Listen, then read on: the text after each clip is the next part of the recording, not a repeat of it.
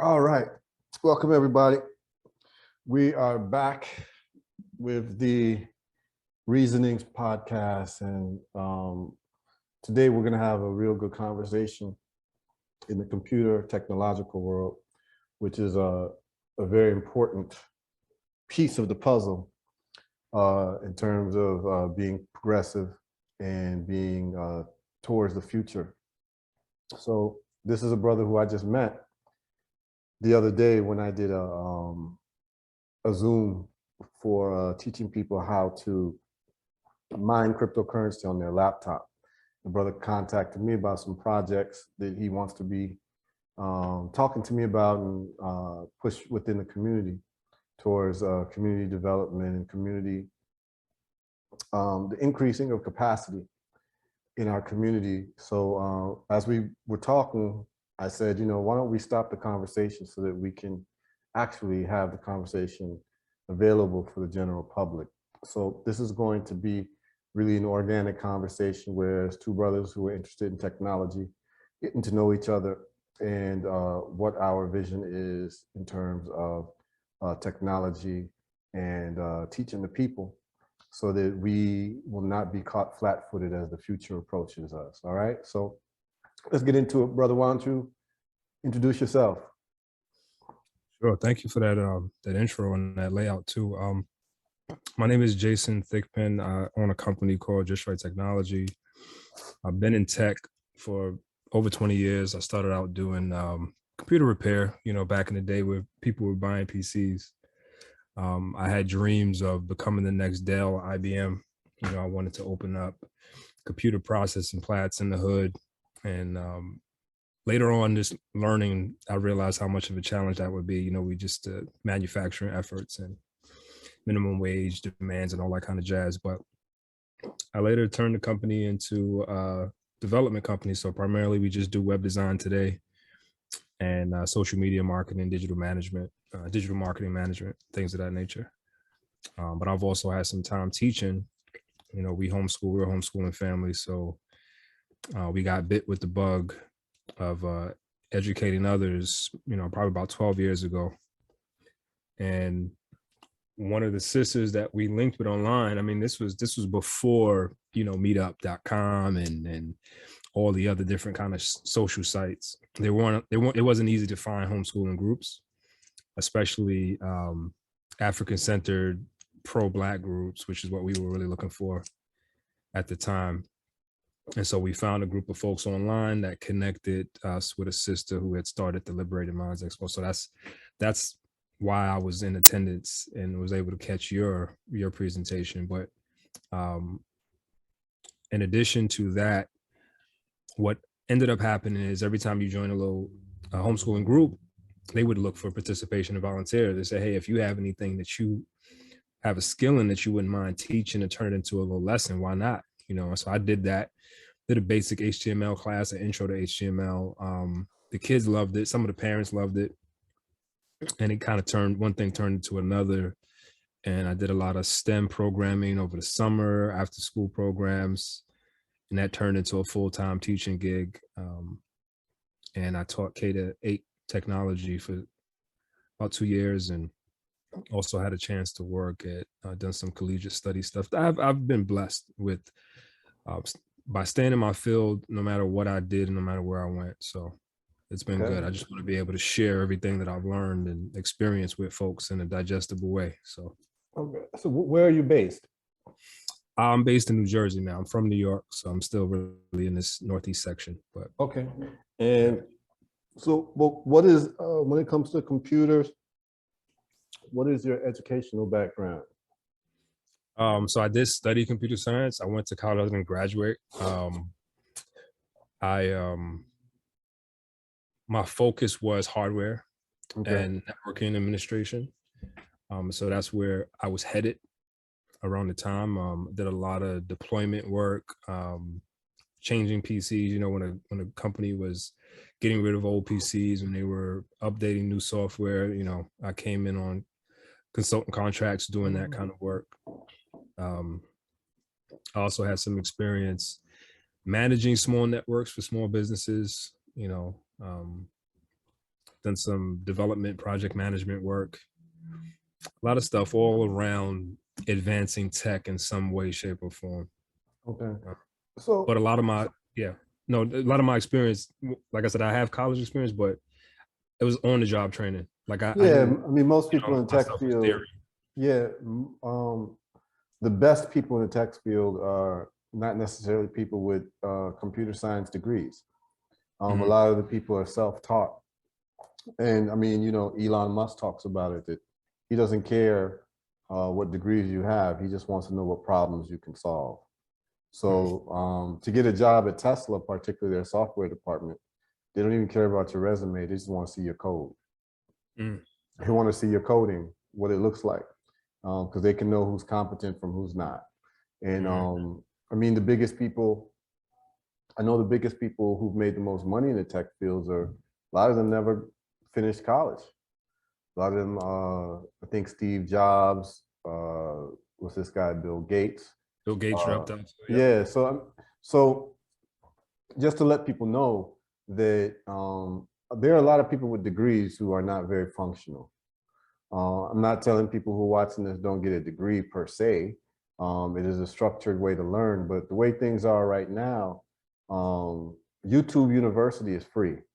And you can learn just about anything in tech by watching the right people on YouTube and following what they do. As a matter of fact, I am not a computer person. The way we met is because I did this free Zoom on mining in the cryptocurrency space and using your laptop. And I learned how to do it by watching YouTube videos.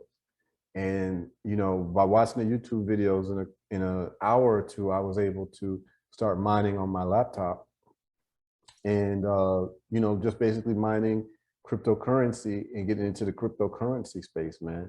I want to ask you, a series of questions, but for you to be on the Zoom the other day, are you familiar with cryptocurrency mining? I am. I am. I haven't done it myself, but I am familiar with the process. This is actually one of the first things I looked up when I started investigating crypto, just because I felt like um, any avenue that allows us to get into a resource without necessarily buying into it is always a good, a good path to follow.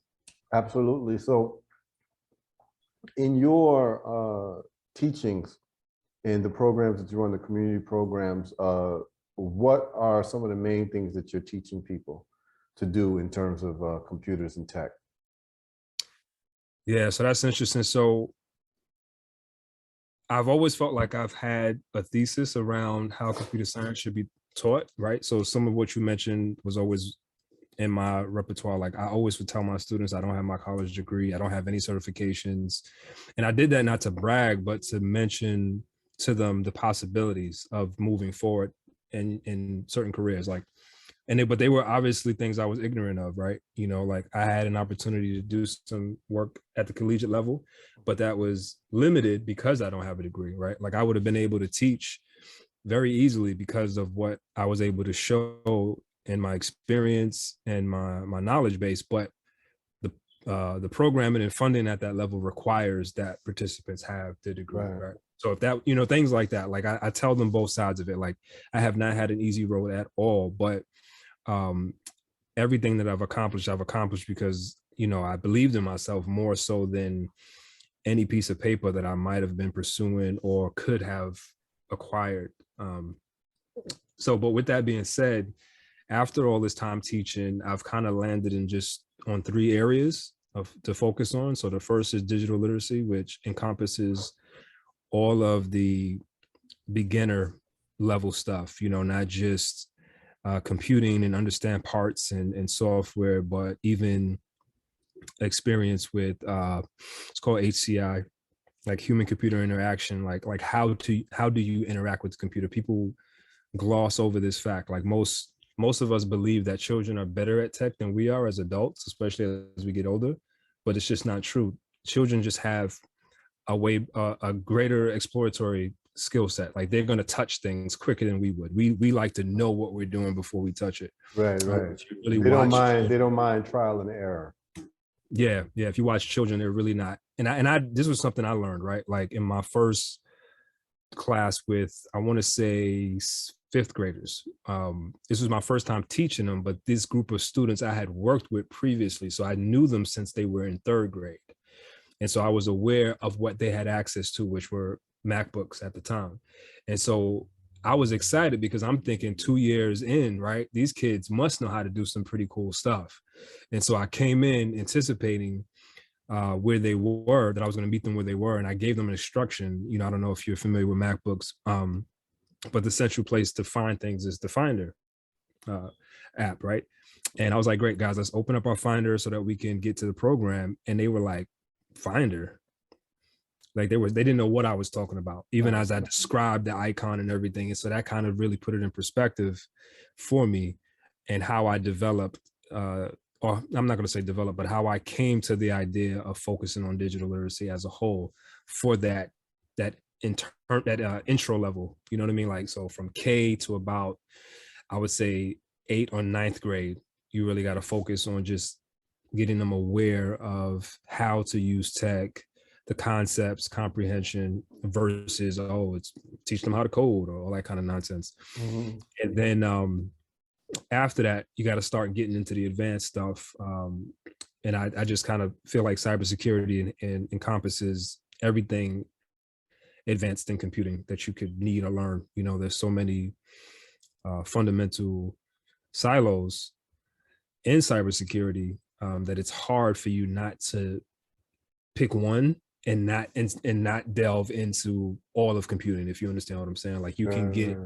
a lot of computing under your belt if you just grab one area of cybersecurity. Okay. And then for adults, you know, it's all about professional development. You know, I think people, when they make career changes, they feel like it's a skill set thing, right? But whenever you have acquired years of experience, you pick up tremendous skills that you just don't always know how to trigger or call out. And so it's really a matter of figuring out where you are versus where you need to be in developing those professional skills. It's not always, I mean, skills, you know what I mean? Like, you got to learn something, but I feel like your aptitude to learn is a professional thing, not intelligence, or like, you know what I mean? Like, I'm not smart enough, I don't have the language. Like, you'd be surprised what you do have, but you just gotta, you gotta, like, you know, target it better. So those are the 3 areas. So digital literacy, cybersecurity, and professional development. Okay, so what age group are you mainly focused on, or it doesn't really matter? No, it doesn't matter. Like I think it's important that we start where we are. You know, I don't think what I love about tech, I don't know, because you know, I guess we'll get to it a little bit about your background too, but you seem like you come from more of the holistic practitioner space. So I'm assuming you know who Dr. Layla Africa is. Yeah. And so that brother had a huge impact on my life, not just in his work, but even the few times I had to meet him. And I love how in his first book was a holistic African Holistic Health. Thank you. He defines technology as like the family unit, you know, like we are the first technology. And so much of that encompasses my aptitude, right? Like, I learned from experience. I learned from trial and error. I learned from curiosity. I learned from tenacity. I didn't learn from lectures or reading books, or even, you know, I love how you framed it. Like, I am not a competent programmer, but I have the confidence to sit in front of any programming language and have a conversation about it, or at least attempt to tackle an issue with competent programmers, because I understand programming fundamentals, which is how I always teach it, right? Instead of focusing on that language and the attributes for that language, we talk about programming and coding as a whole. Like, get these concepts down, and you could wrap your mind around any language. Yep. And let me just chime in there. What you said is extremely key for people to understand when it comes to pedagogical approaches, right? What we mean by pedagogical approaches is methodologies of teaching. Methodologies of teaching have to be symmetrical with methodologies of learning, right? And what I found is the most precious people on earth are people who know how to teach correctly, right? And being able to teach correctly has to be practical for the beginner, because the theoretical space doesn't make any sense for someone who's never been involved in that particular field or that idea or that practice. And so one of my backgrounds is that I used to be a lawyer. So in law school, what was very interesting about doing well in law school was, you know, when you go to law school, it's basically about the study of case law, right? So there's a couple approaches in studying law. There's a couple of I also have a degree in biology, right? And what I found, people say, oh, those are very different, but they're not, because of what you said. And this is what I want people to pay attention to. When you're learning something, you have to understand the overarching principles of that thing. Once you understand it, then you'll be able to guess where it's going or where it's intended to go. So for instance, when you study law, law is based on, you have to understand what is the purpose of passing a law. It's about society, the preferred societal outcomes, right? So if you understand the culture that you're in, then you would understand what the preferred societal outcomes of the people who write laws want, right? So once you understand that, you would understand that, for instance, in America, slavery was legal. So when you look at American constitutional law, when it comes to the rights of Black folks, you know that it's going to be skewed towards Black folks not really getting ultimate power because of the foundational concepts of this country. When it comes to commerce, it's about commerce being able to happen in a very free-flowing way that still protects the interests of the wealthy. So once you have a theory on society and a theory on the people who pass the laws and how their minds work, you'll be able to guess the direction of case law. You'll be able to guess the direction of, okay, you have a plaintiff, you have a defendant, this is the particular issue. Well, once you understand the societal framework that you're in, you can start to guess what the questions of law will be, particular to the country that you're in, if you understand the cultural framework of that country, right? So what you're saying is, to understand computer programming and languages and all that, you have to understand a general framework. And once you understand a general framework of all computer languages, what is the commonality and where are we trying to go from A to B, then it's just a matter of specifics. And then it's a matter of learned experience. But if you understand the theoretical framework of something, you'll be just like biology. If you understand the theoretical framework of how the body works and cells and what the body's trying to do, then you can start to understand what roles different mechanisms play in the body, because you'll be able to understand what the end game is, right? The body's trying to stay alive. So the body's trying to compensate for different injuries by trying to protect you, right? So I'll give you a case in point. The body has an inflammatory response to pathogens, because when pathogens invade the body wants to protect itself. And so what the body does is it starts to form a mucus membrane around pathogens where you start getting mucus, but it's to cool down the temperature of the pathogen. So you get mucus, and it's actually a protective thing, but too much mucus is going to end up causing circulatory problems. It's going to start causing other types of issues. But if you understand how the body behaves in terms of an inflammatory response, why you get a fever, right? Because most of these pathogens die at high temperatures. So your body tries to turn up the temperature to kill the pathogen for you, but you'll get a fever. But if that goes on too long, it can also destroy the organs.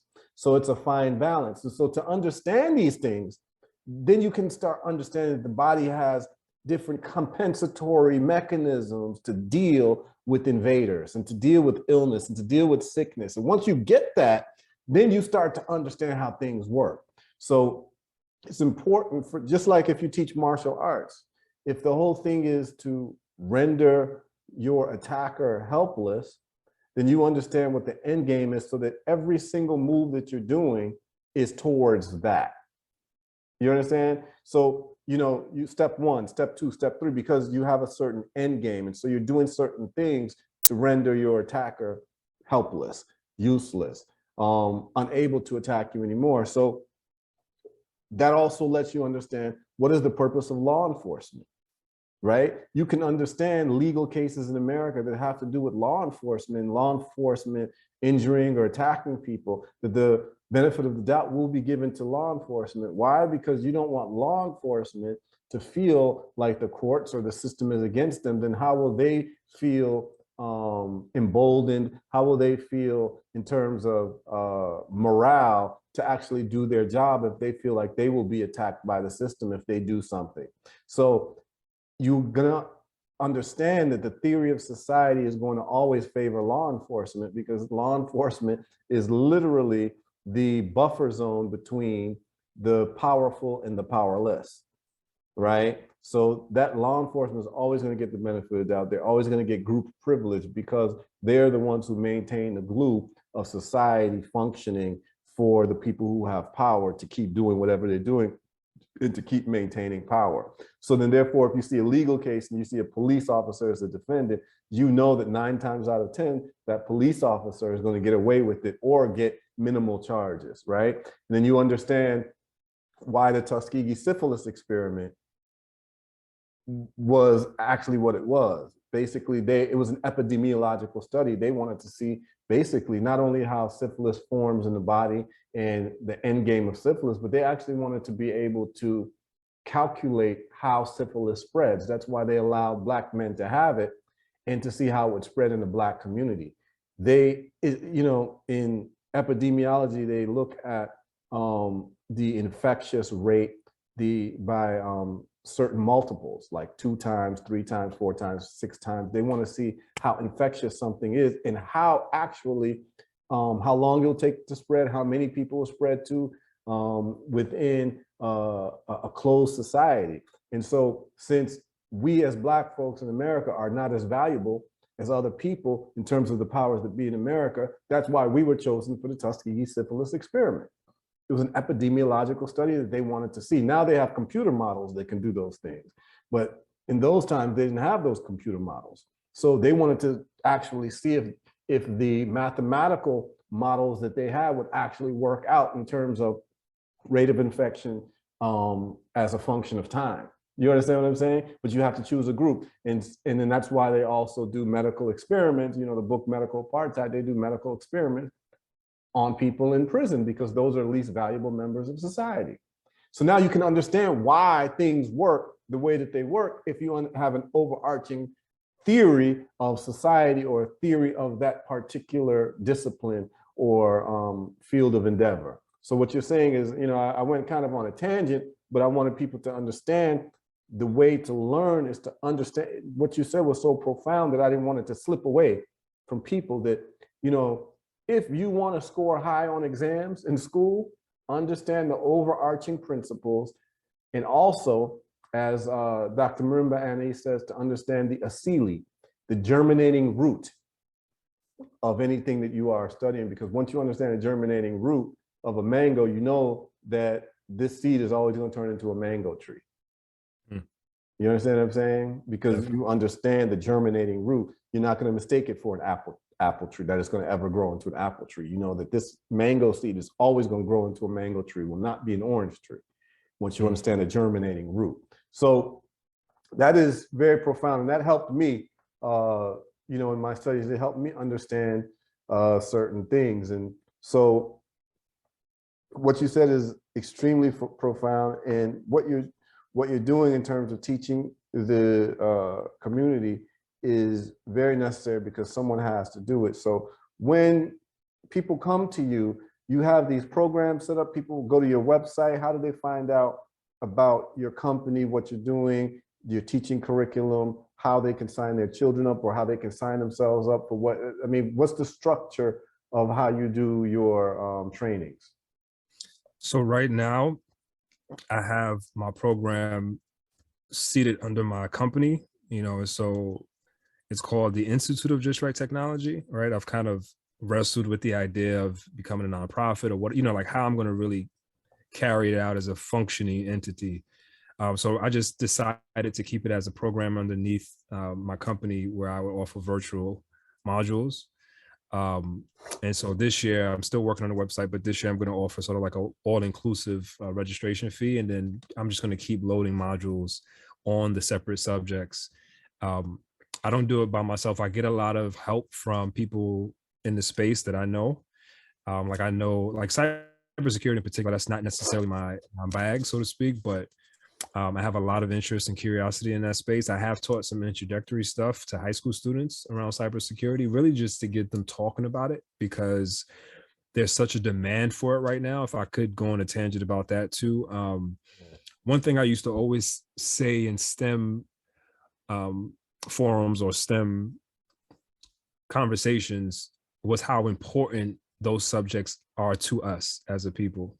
Yeah. And So for the listeners who aren't familiar with STEM and the acronym, can you just break that down? Because I don't like to use acronyms when people talking technical stuff because people outside of it don't understand what it is. Definitely. So STEM is an acronym for science, technology, engineering, and mathematics. We've been seeing a growing trend around the acronym STEAM, which includes art as the A. Some people will play around with architecture or the arts in general. But I like to focus on the original STEM just because it just has a little bit more meat to it. I think you can include, and I can have this debate too, but I think the creative fields and arts are intertwined in science, technology, engineering, and mathematics. I have had friendly debates about that, but I think science is the key to our health and our nutrition, right? If we just understood a little bit more about our biology, a little bit more about our chemistry and the sciences in general, we'd be on track to being the original healthy man and woman that we should be. And technology, as Dr. Africa has always put, is our foundation. I'm not good at tech because I'm technical or geeky. I mean, I am a geek, but I'm good at tech because I have an appetite for family and community. I have 4 children myself. I love being around married couples and children and communities that are thriving. And so I feel like my passion to see that is what gives me the ability to digest technology the way I do. It's the same kind of complex structure, that fundamental idea. If you can understand the need for man, woman, and child, you'll understand any principle in tech, I believe. Break that down. So I used to do this really, really cute thing on renaming. So like when I talked about the PC, I would break down the parts of the PC and connection to the home, right? And so the processor I always compared to the mother, and the motherboard itself I compared to the father in terms of its orientation to each other, right? The processor really puts the energy forth necessary to allow the computer to compute. And I felt like that was a better connection. Whereas the motherboard is really just a bridge, right? The motherboard bridges your video to your memory, to your storage, right? And that's typically what the father does in the home. He provides, but he also acts as a protector and, minor. So in your sense, for teaching purposes, it should be called the father board. Definitely. Yeah. So I would play around with those terms and really trying to make that connection. Cause I feel like it's the foundation of computing, right? There's not a lot of complexity in computing. You're talking about zeros and ones. If you understand binary, it's all up from there. Even instead of, because I would tell kids, I would say, you don't need to learn everything that I've learned. That's ridiculous. But if I can get you to understand these overarching concepts of where we were to where we are and where we can go, then you can start connecting the dots, right? And like you said, you study biology. So when I got into education, I started studying the learning styles and pedagogical approaches. And these are things that I don't have that formal training. So it was new to me. But I was extremely interested in ideas around how we teach especially because I was in some environments where I was the only Black male teaching. And so for me to see non-Black teachers get children who in math or in science classes were misbehaving, sing school songs, or participate in some progressive agenda, just a lot of nonsense, non-school related activities, made me realize how much assimilation happened in education, why homeschooling, or just the idea of, because I don't believe you need to take your children out of school necessarily. I just think you need to spend that much more time enforcing educational standards, even if your children go to school, because it should just start in the home. But we just don't have that command over our children, and I hate when you have a school or an idea that, oh, this student can't sit still, this student has trouble in this class, but then they can get them to say, I mean, for my time, our time, it was a Pledge of Allegiance, but there are tons of those kinds of habitual practices and exercises that they have them doing that are just not school related, and so you can have him sing this silly song, but you can't have him learn math. I don't think you're making the same effort, is my, is my analysis. But the reality of it is you can bring all of those things back when you focus on these key subject matters. And then mathematics, I think, is a easy comparison. It's our finances, right? If we had more confidence in our math abilities, we would have more confidence in our ability to control our finances and our economics. Yeah, I completely agree with that. I completely agree. So in terms of finances, economics, computers, I think a good segue to that would be talking about cryptocurrencies, mining and all of that. So tell me something. What is your background and your interest in mining? And I'll share with you my interest and where I'm headed and where my vision is with all of that. But I definitely want to hear from you as to, like, what is your what's your history with cryptocurrency, and also what is your history with the computing aspect of cryptocurrency, which would be the mining aspect. Sure. If I could start with finance in general. Yeah. So I had an opportunity, my first and kind of only real corporate job, excuse me. I spent some time working for a financial services company, and that's where I began to learn about the stock market. I had already been given the advice that it's not for us and all this other jazz. But when I started this job, this was probably the first time that I recognized the difference between rich and wealthy people too, right? Because I was going places, I had an opportunity to travel, and most of these branches and towns that I was traveling to were predominantly white. Many times I was in the building, I was the only Black person in the building. I mean, even janitorial staff wasn't Black. And I had been approached on a number of occasions by brokers and FAs, financial advisors.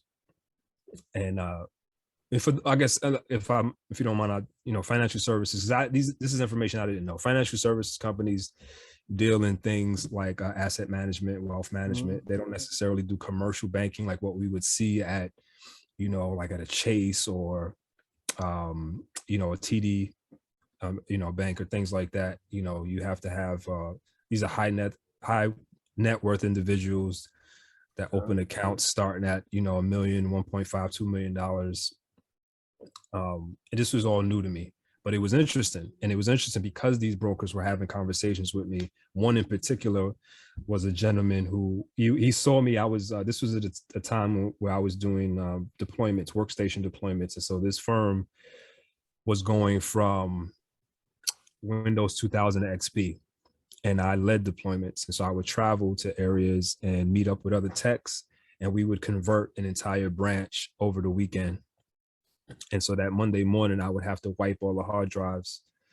And a broker walked up to me while I was doing this and, introduced himself and asked me about myself and what I was doing, blah, blah, blah. He's like, well, do you have much interest in financial services? And I said, well, I'm learning, as I go.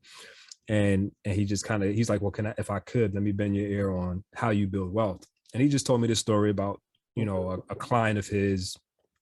Long story short, is this is when I started to get interested in what the stock market was about, and I tried in many intervals to talk to my family and friends about it. Nobody was interested. I saw the opportunities in capital gains in terms of pooling our money together and holding it against instead of just stocks, you know, against the index and just letting it ride, which was my early idea. I was like, yo, if we just put together, you know, 10, 20 grand together, just throw it up against the index, it's going up. You know what I mean? But they wasn't having it.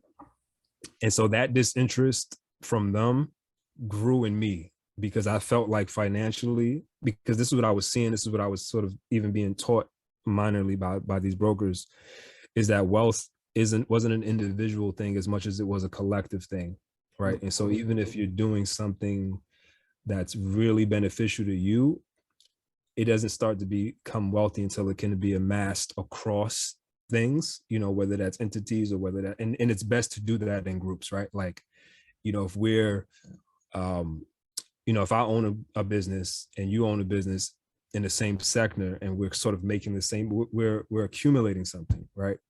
And we're sort of managing, if that amounts to a wealthy amount, we're managing that wealth. And then now we're sort of in this pool that we weren't in before. And so that was the same thing when I found out about crypto. I didn't find out about crypto early. Okay. I probably really came across my radar when Bitcoin was probably around 2,000 or 3,000. Okay, let's back up a little bit. Sure. I want to hear more about that conversation you had with the guy who was kind of dropping jewels on you. Oh, sure. Yeah, I want to hear more about that conversation. So he tells you, "Let me bend your ear." Yeah, he tells me about a client. How people build wealth. Yeah, I want to hear more about that. He told me about a client. He said he has a client. He's an older guy, you know, never really was a spender, but he retired at 70, you know, 70 something. And he had about 850,000 in savings that he took, and he rolled over into a plan for his grandchildren. And that was it. You know, it was just the idea that, you know, the way you build wealth is through sacrifice. And what happens with our counterparts, talking about mainly white and Caucasian folks, is that they will sacrifice to maintain the status, you know. And so if that means that I have to live my life in with lack in order so that I can provide to the next generation because of what I control or because of what we manage, they'll do that. Right, it's the long game. It's the long game, yeah. And that imparted that, I'll never forget that. And not only did that stick with me, but the idea of wealth, like wealthy people, this is my opinion, but I feel like truly wealthy people don't have these squabbles about race, emotion, and classism and all these things. They're too busy getting to the work of managing their wealth. Right.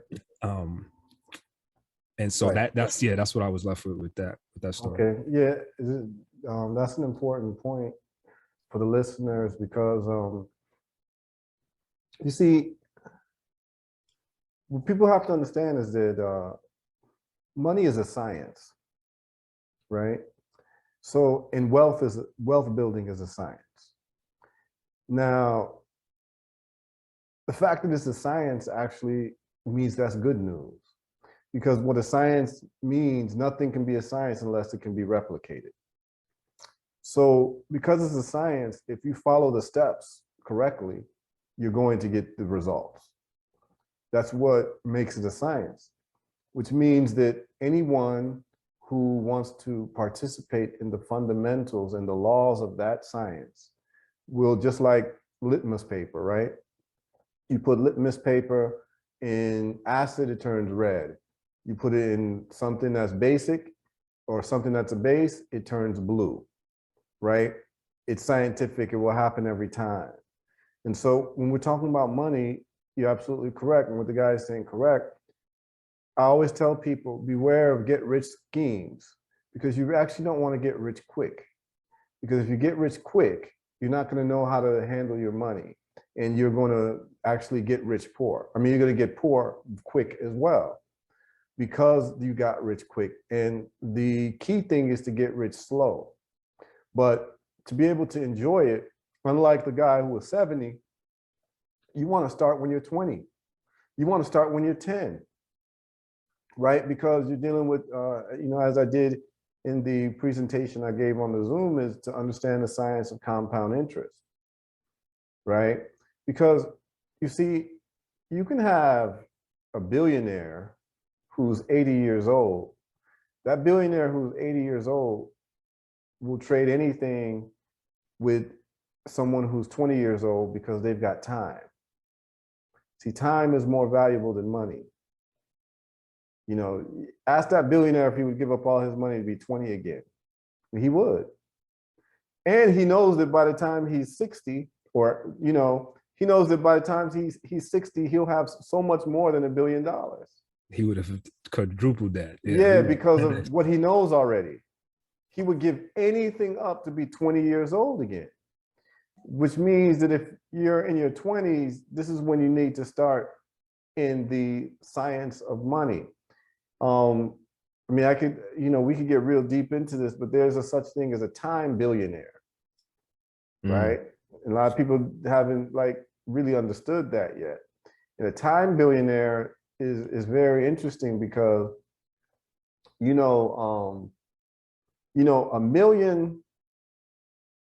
million seconds is 11 days. Okay.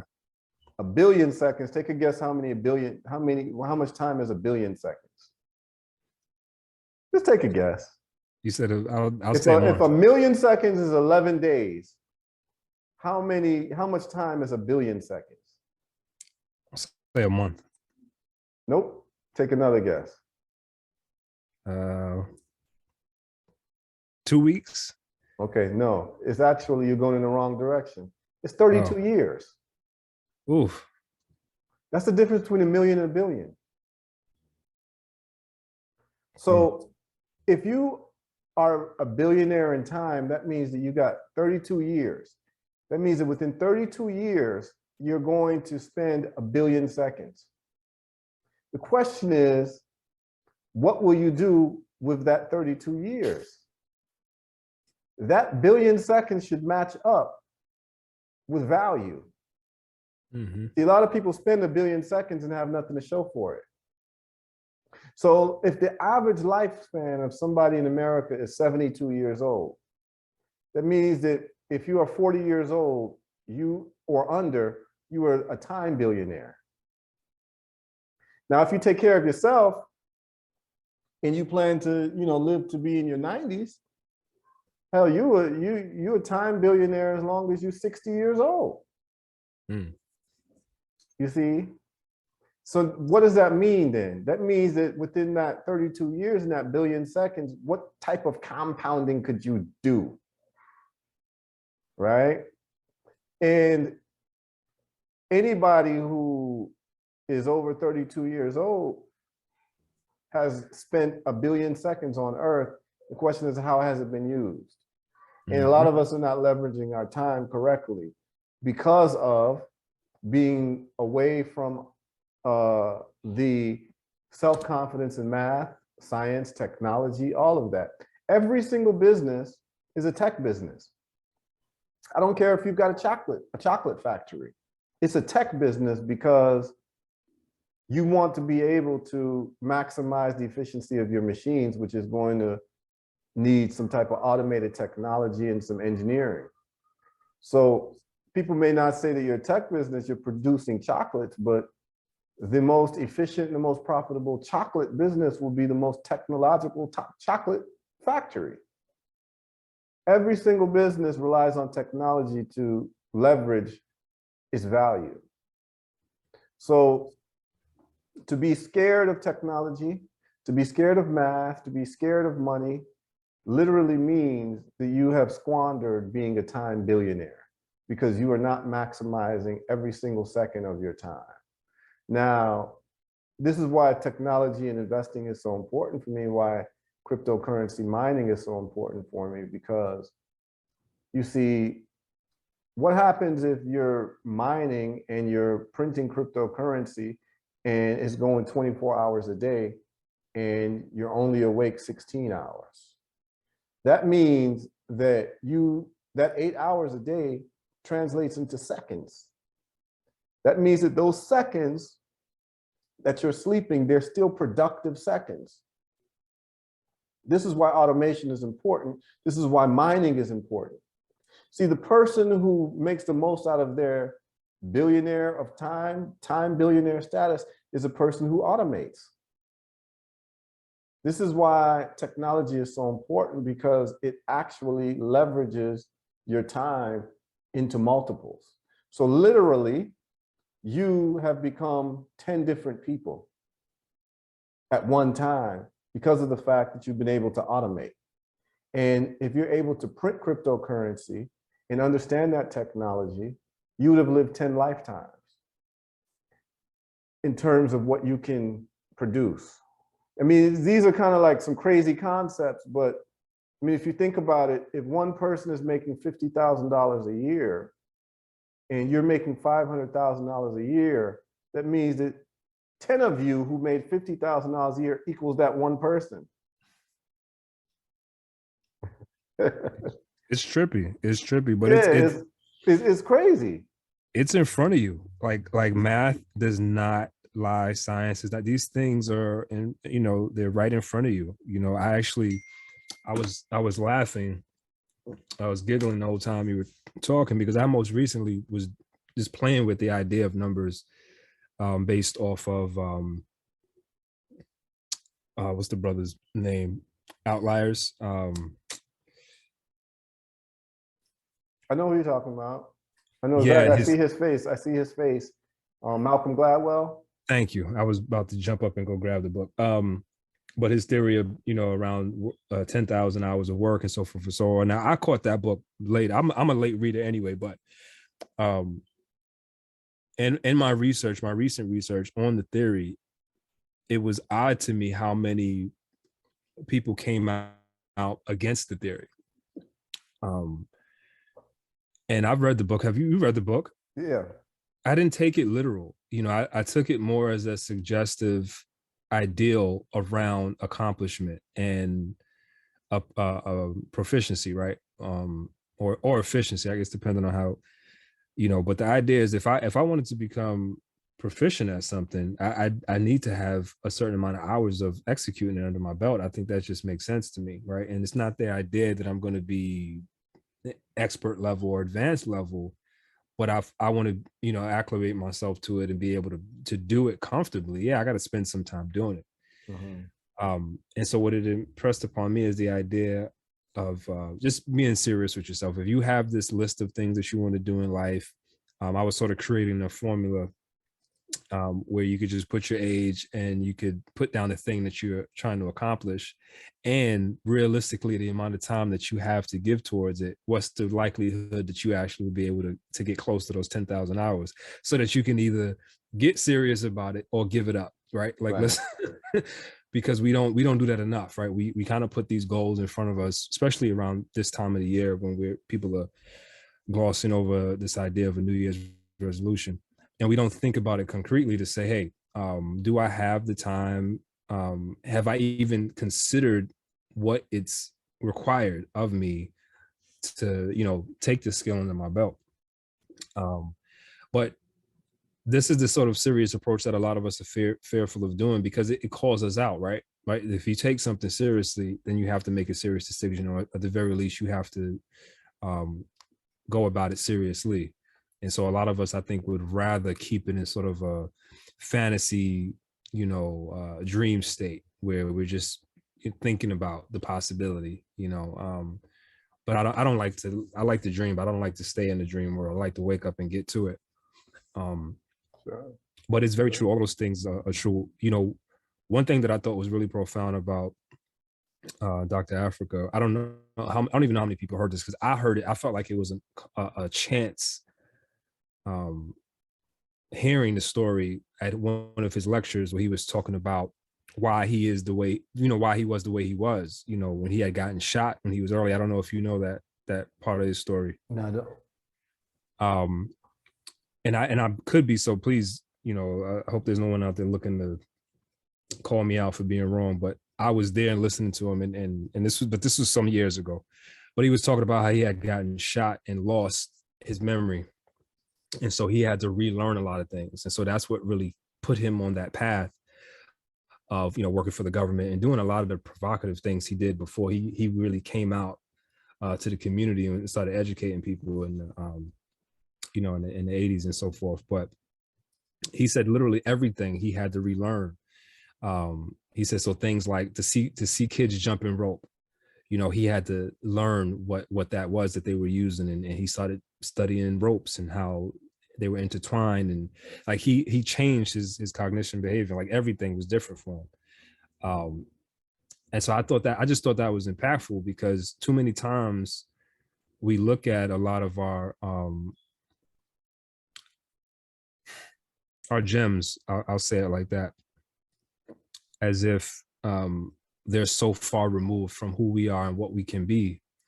And so many times they tell us very simply, not only how you can accomplish things that they've accomplished, but what makes them who they are. You know what I mean? Like I know they're special to us in a lot of ways, but for the very same reason that they're special to us, we are special to them and can be special to others, if we just recognize those things and move on it. You know, so I was empowered by your presentation, because what it did for me is it made me realize that I don't want to say disappointment, but my anxiety, my fear of us not being where we need to be, isn't real, right? As I just needed to be more active in my approach versus my conversation, because my approach is always to have a conversation first.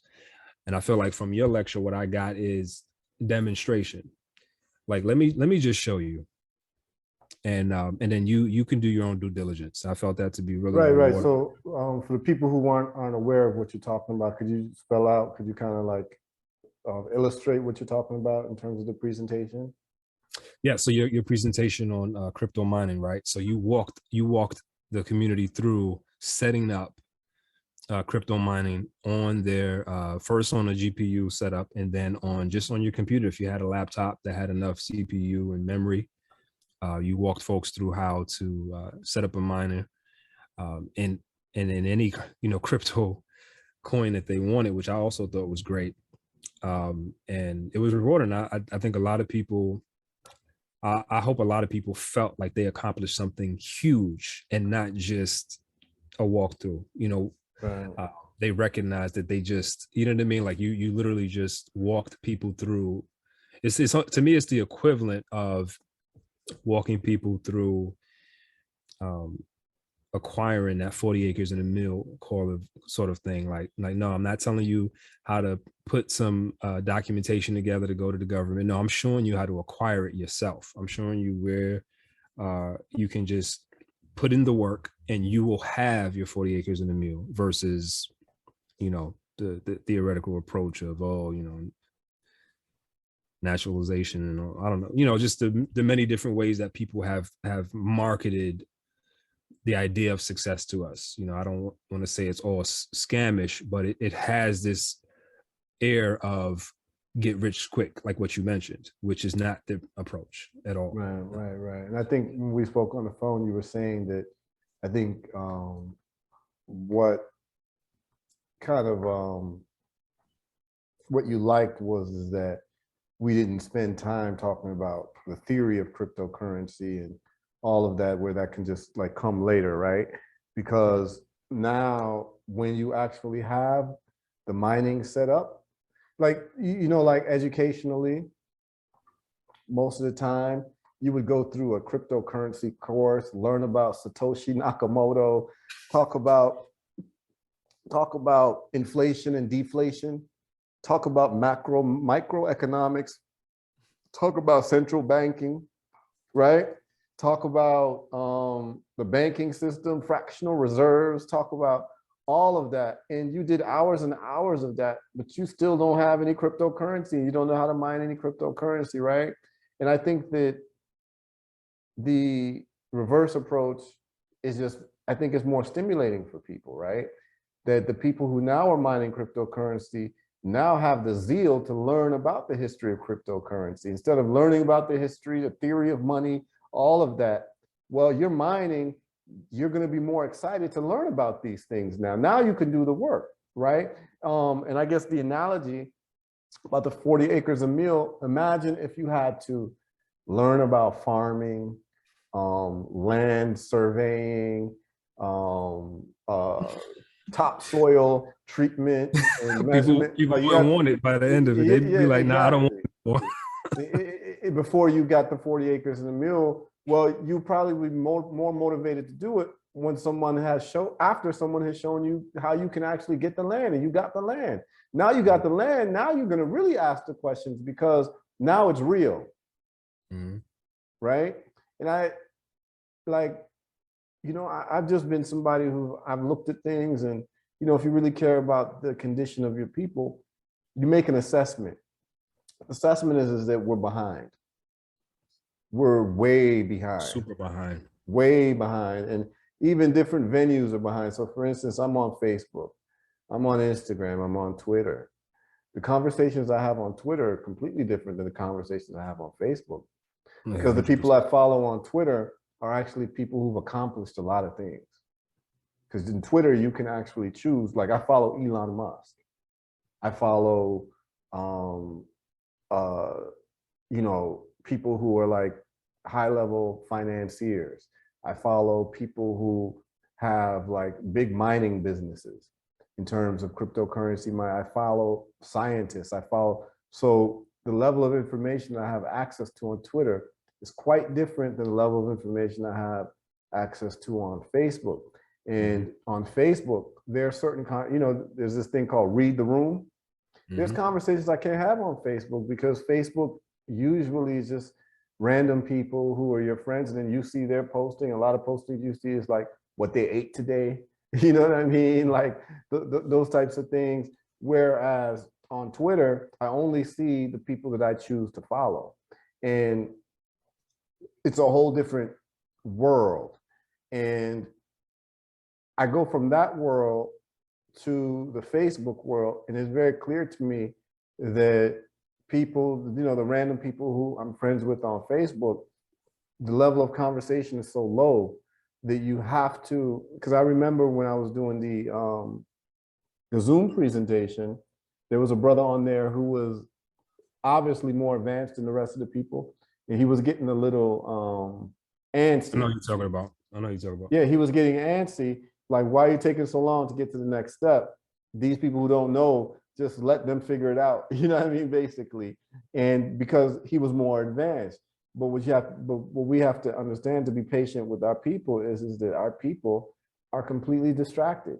They don't even realize that they're distracted, right? There's an over focus on celebrities. Most of the conversations about celebrities. I'm very funny. I actually did kind of like a social science test, and I posted about the actress Betty White who died. I've seen a lot of people, a lot of Black folks particularly, kind of mourning her online. I don't really care either way. I don't care what people do, but I did want to know, like, literally from people's mouths why they were mourning her so much, right? And it wasn't with judgment. It's something I typically wouldn't post, but I was just interested to see the replies. Yeah, I was interested to see the replies. And just like clockwork, there's people who replied to my thread who never ever replied to anything or commented to anything I post about Bitcoin, I post about the stocks, I post about science and technology, I post about Africa, and you never hear from these people. But once you post about a celebrity, they all come out of the woodwork, and now they have something to say. So it's just it was really a sociological test that I was doing to see what the responses will be and the level of responses. And so people want to get into all types of debates, and it's robust, and you know, you wish that people would be so excited about their own generational wealth and understanding technology that they use and economics and this and that. You wish that the conversation could be elevated, but we know where our people are and we have to meet them where they are.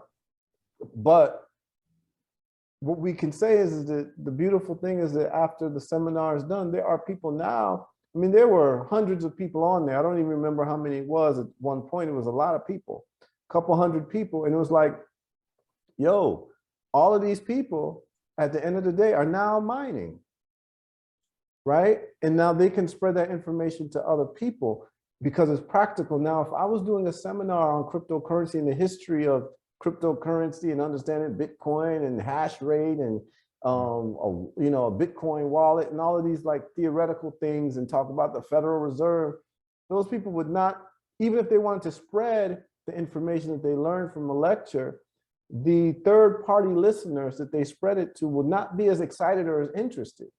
I mean, what is more interesting? Somebody who says, yo, I just learned how to mine cryptocurrency on my laptop. Let me show you. What level of excitement is that compared to someone saying, yo, I just learned about Satoshi Nakamoto in the white paper and, you know, they're between inflation and deflation. Let me talk to you about it.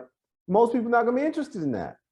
But everybody's interested in the human need to make money on a practical level, right? It became very practical to them. And so this conversation is important for those of us in the tech field or those of us in the financial field, that we have to make it tangible and real to our people and put it in their hands first.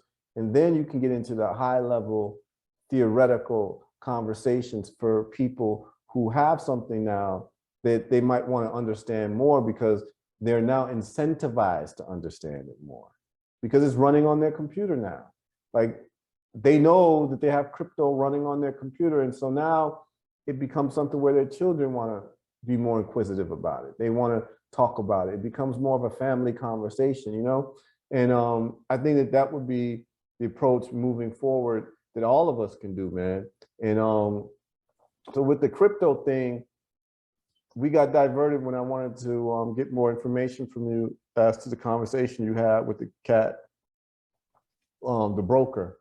But you were talking about finding out about Bitcoin when it was 2000, your journey into Bitcoin and investing and all that. So yeah, could you continue from there?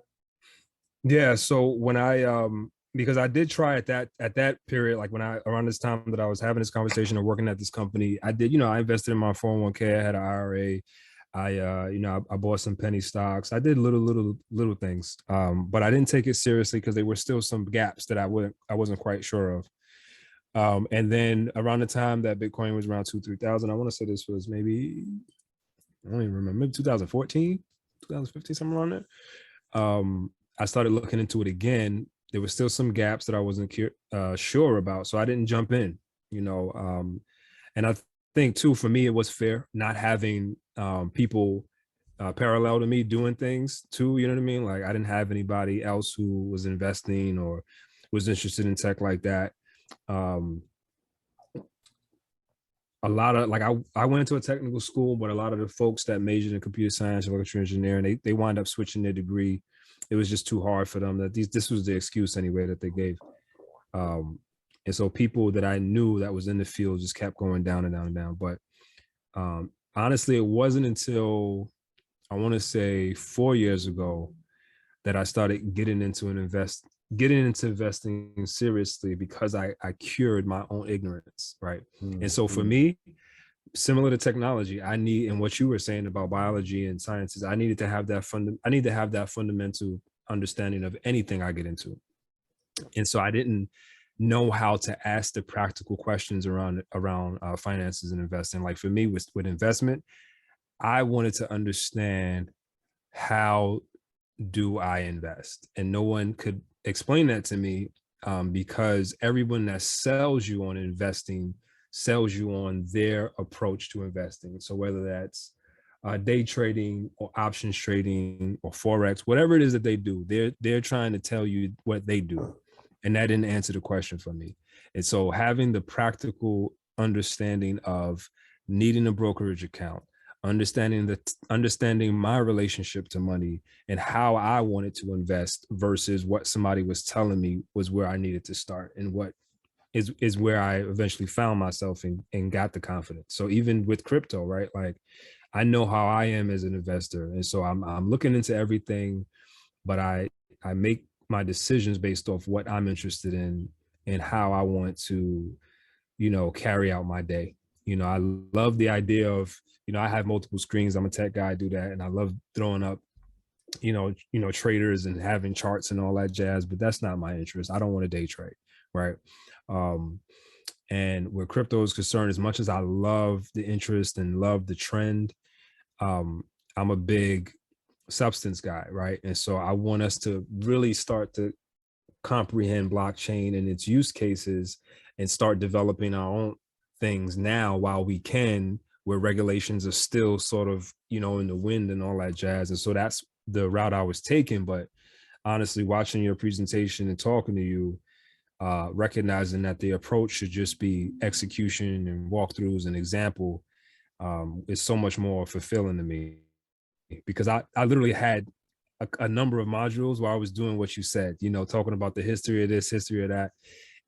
And that was even something I did as a teacher, right? Because I come out of that formal education space, right? Let's be clear. Like I was taught formally. I spent 4 years at a technical school majoring in computer science and had only classes based on theory. And so I do default to that style, right? It's taken me a long time to understand how to, like you said, approach our people and be empathetic to their needs and not be disappointed, so to speak, by the idea that we are so behind. Because what I've learned and what, like I said, what I've studied, technology, as far as the STEM fields, science, technology, engineering, mathematics, technology is probably the best foundational place for us to catch up, right? I'm a sports guy. I love football, I love track. And football, right? When you think about how defensive players are taught to close the gap on the ball or on the approaching player, they're taught to run to where the player is going to be, not to where he is at. And that's the same thing we need to do with tech, right? Like we don't need to be so much concerned with the fact that the wealth gap is what it is. We need to be looking towards where it's going and how we can end up there, and to use tech as the catalyst. And you'll 2-3 generations will be good. Right. So when you contacted me, you said you wanted to speak about a project that you wanted to do. So I guess you had some ideas after the Zoom or during the Zoom. So let's talk about that right now. Sure. So I actually, similar to your workshop, a brother of mine who's a serious hacker, he actually was just on the cover of Newsweek. I've known his brother for a while. He's a great person to know. He advocates for Black and brown people and marginalized people in general. He did his name is Matt Mitchell, so I don't know why I'm not saying it. But he just did a presentation in conjunction with his organization called Crypto Harlem on creating environmentally safe NFTs. And he did it very much in similar fashion as you did. It was a walkthrough where he even gave everybody who was there crypto to participate in the exercise. And, he was using Tezos, which at the time was like maybe $3. Now I think it's closer to $5. But he did give us a little bit of a spiel around why he's choosing Tezos, why he was choosing that exchange, which was different from Ethereum and OpenSea. But it was impactful, but it was also straight to the point. Like, here, now you just made an NFT, and I want to kind of replicate those types of workshops, but with that connecting utility piece, because honestly, I don't know how you feel about the NFT space. I feel like we've hit that bubble already, and I don't want our people running towards this thing being duped and scammed, because that's what's flooding the market now. Right. And if we are, at the very least, I want us to understand the utility piece behind blockchain and NFTs as it relates to crypto, because the metaverse shit, excuse my language, That's all right. is coming super aggressive. Mhm. And I think that's going to really tear down any momentum that we can have as far as reaching our people around the importance of this new medium and this new technology. So that the idea was like, listen, let's figure out a way that we could just put out some make your own NFT projects, but connect them to a utility so that people are doing.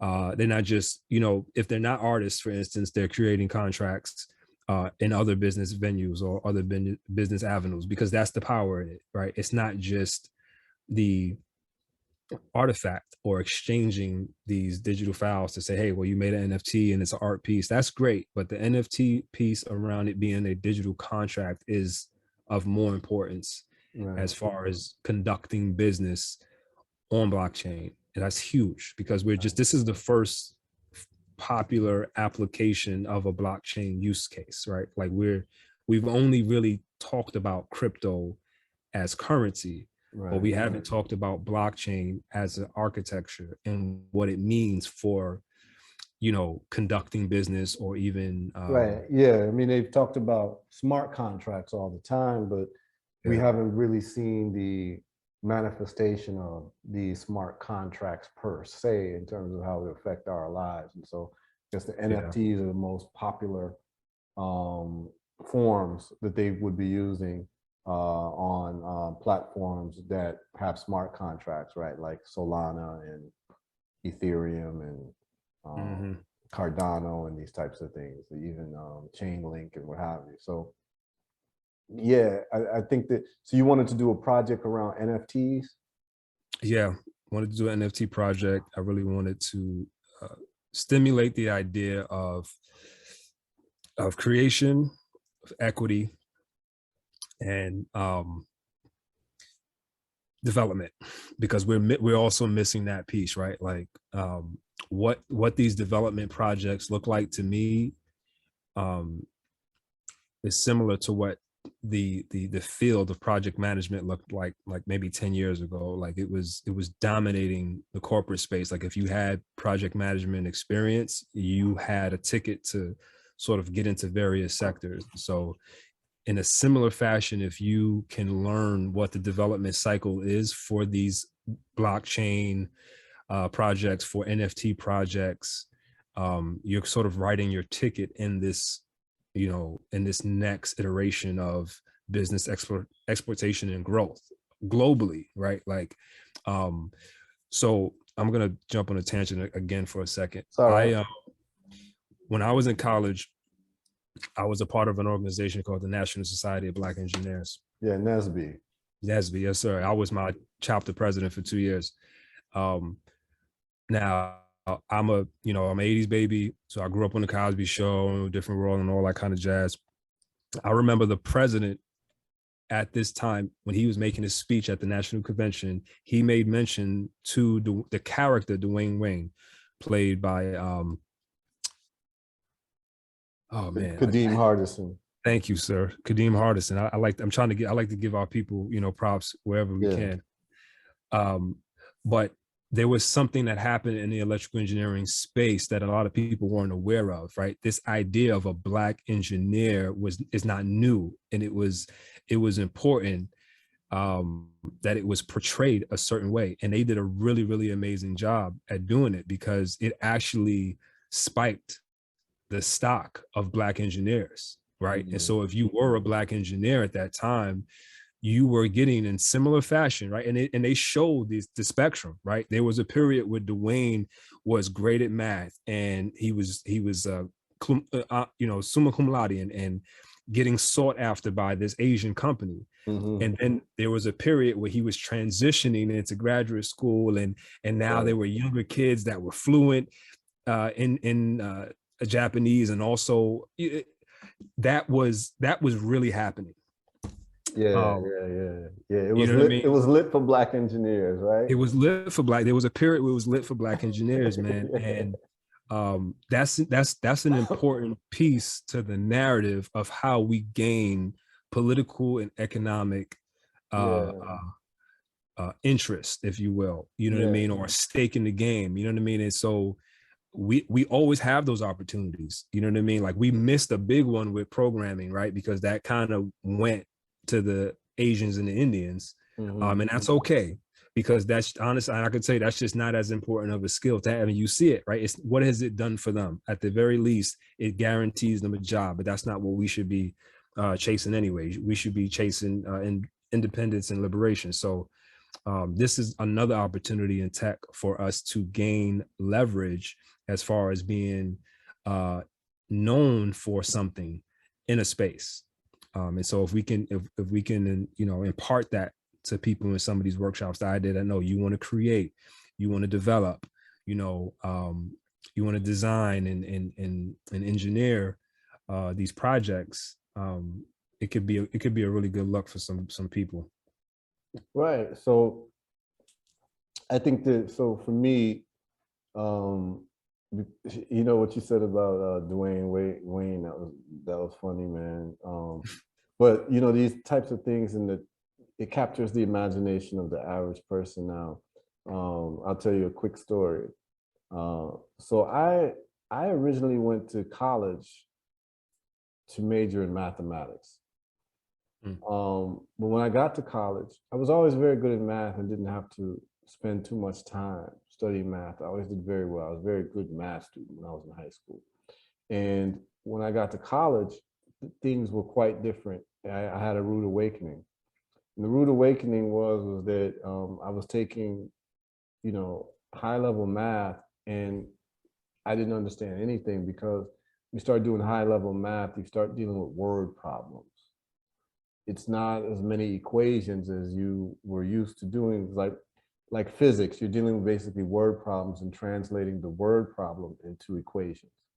And I found out later, when I started revisiting these books, that there's a way to translate words into numbers and values, right? So, you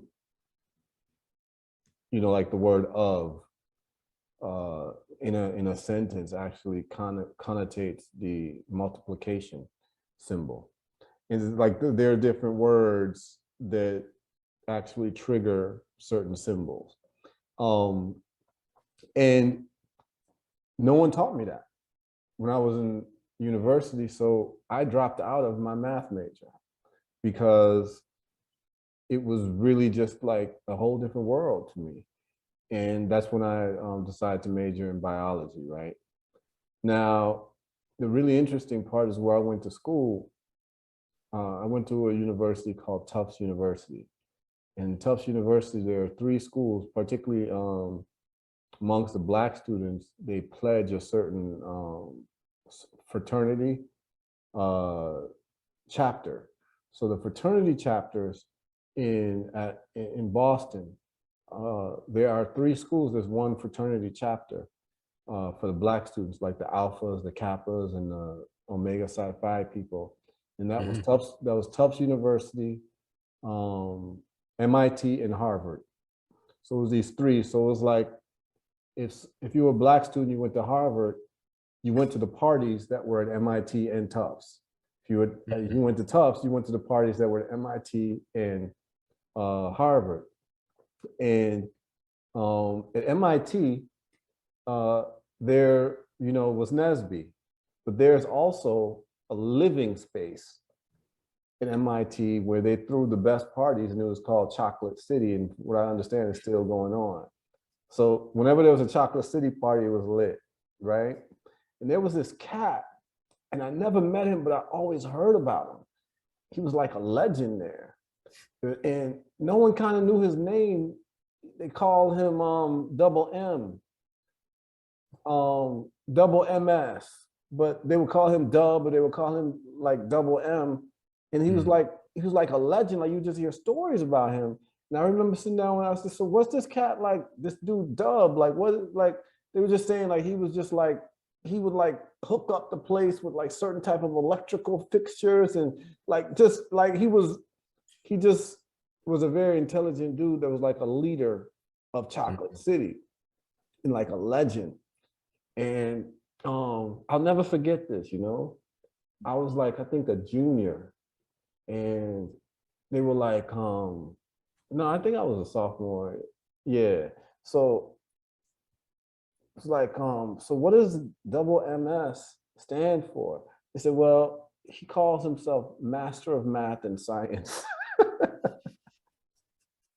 That's what he was known as, right? And I remember that hit me. That just hit different, you know? That there's this brother, you know, who his whole identity was basically being a math and science genius, and everyone called him that, and they recognize him as that. And I don't know, man, like this is 30 years later, man, that I still remember this. It hit me hard, like, yo, that's hard. Like that's a hard name to call yourself, like double MS, Master of Math and Science. Like, yo, like I would love to meet this dude. You know what I'm saying?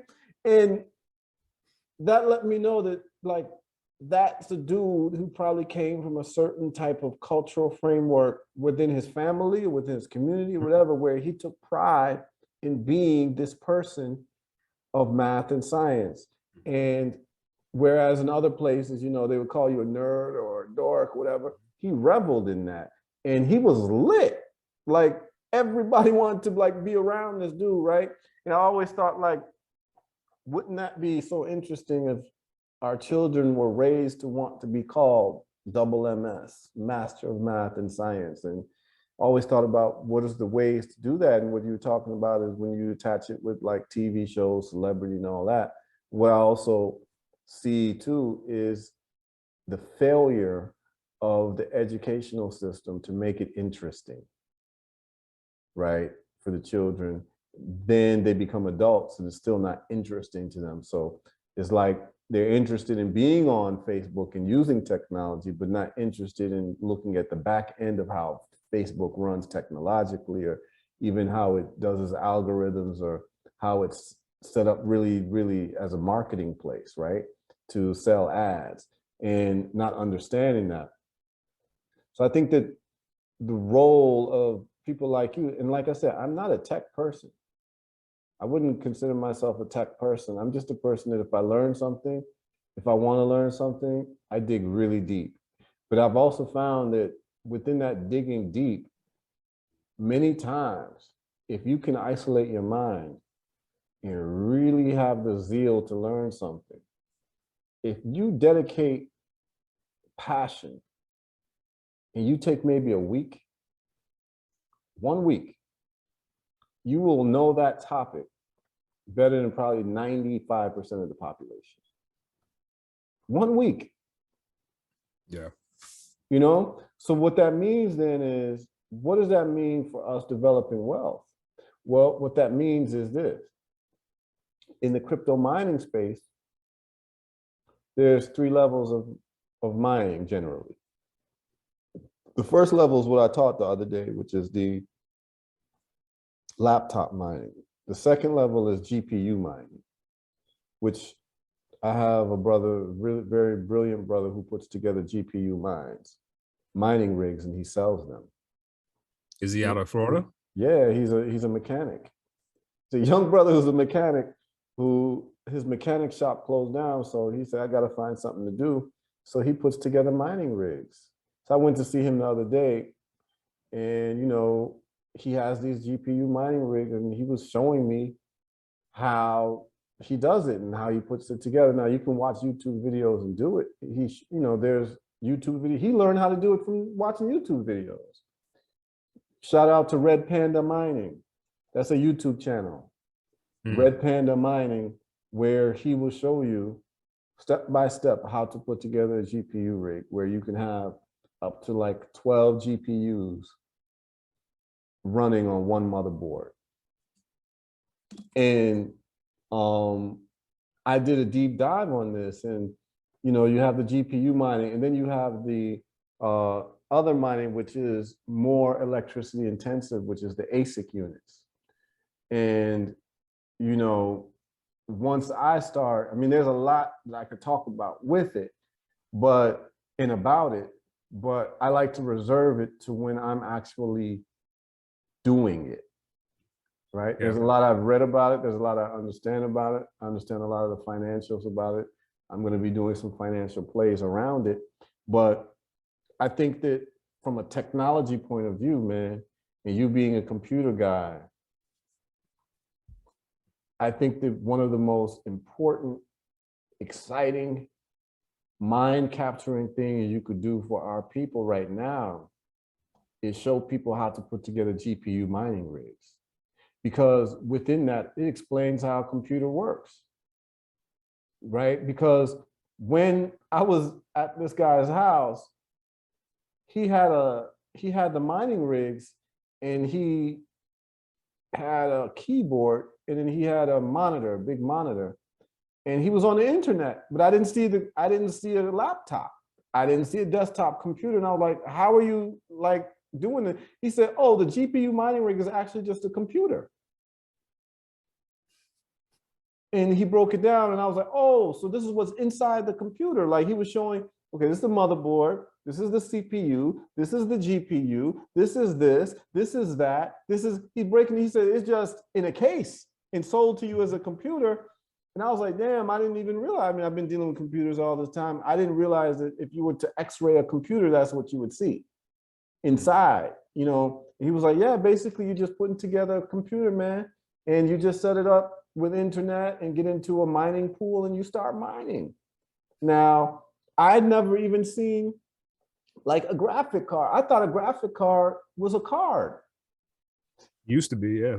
Yeah, but what they're calling graphic cards now are not cards. No. They look like a whole different beast. You know what I mean? They're almost like a VHS tape, a big VHS tape. You know what I'm saying? They're like microcomputers inside of a computer. It's crazy. Exactly, but like the name is confusing because you hear graphic card, you think it's a card, like your you know, like a business card size or something like that. So it's like even the language that's used is not even accurate for what it is, so it confuses people, right? Like you said, motherboard really should be fatherboard, right? If you're really trying to understand this thing, like once it's explained to you though, you can just run with it. So the next thing that I'm going to be doing is building GPU mining rigs. The issue is getting GPUs. So what's happening now is that because GPU mining is so profitable, a lot of people are ordering these GPUs, and the gamers are not able to get their hands on these GPUs because the miners are taking GPUs. Yeah. So a GPU, an 8 gigabyte GPU, you know, like 6 months ago, you can get it for like $300, $400. Now they're in like $1,000, $1,200 for a GPU. That's crazy. So that's what's going on. So what he does is he tries to find like computers, basically. He'll buy the whole computer from somebody just to take the GPU out. Yeah, because a good gamer rig you can get for like $2-3 grand. Yeah, you know. And it'll have 2 or 3, maybe even 4 GPUs in it. Yeah, so that's what he's doing, man. So I think that what I would love to be able to do with you as a project would be to teach people how to put together GPU mining rigs, man. And I think that this would be huge for Africa too, to teach the African youth this. You know, I'm in between America and Africa. So it's like, I just know that there's a paucity of this type of information. And if you can get cheap electricity, which is hydroelectric, solar, geothermal, you're basically running your mining rigs for almost free. And this changes the whole complexion of the youth and where our people can go, because if we don't do this, we're going to be completely left out, because people are going to be building wealth that is multiplying at such a fast rate with the cryptocurrency and Bitcoin, because it is deflationary. It's mathematically deflationary, that if you are not mining crypto, you can invest in crypto. So for instance, if you have $50,000, most people would, and if you're going to, you know, invest in crypto, most people, you know, you could buy $50,000 of Bitcoin. but it's actually more profitable to buy $50,000 worth of mining equipment than you can mine Bitcoin. You'll make more of a return on your investment because you can just keep mining, just collecting Bitcoin or Ethereum or whatever it is that you're mining over time. And I see that that's an approach that I missed, right? Because I've been an investor since 2012 in Bitcoin when it was $200. I bought my first Bitcoin at $200. Oh, nice. But what I'm saying is that I've accumulated over time, but the money I spent, I would have 10 times at least the crypto holdings that I have in terms of the value if I was spending that money mining. I don't even think it's 10. I think it's probably close to 100. I would have 100x whatever I've made in terms of profit if I was mining, if I spent that money mining it, man. That's the difference between, you know, an asset and a liability. You know what I mean? Like you focused on the value and not the quantity or the consumption of the thing. Like you want it to be in it for that passive income, for that compounding interest. Like that. It's a smarter play. It's the necessary play now too. I think for me, the urgency is around what you're stressing is not being involved. You have to be involved. Like, I don't care what your comfort level is, what you feel like you can or cannot do. You cannot pass up the opportunity to get involved in this technology at this junction.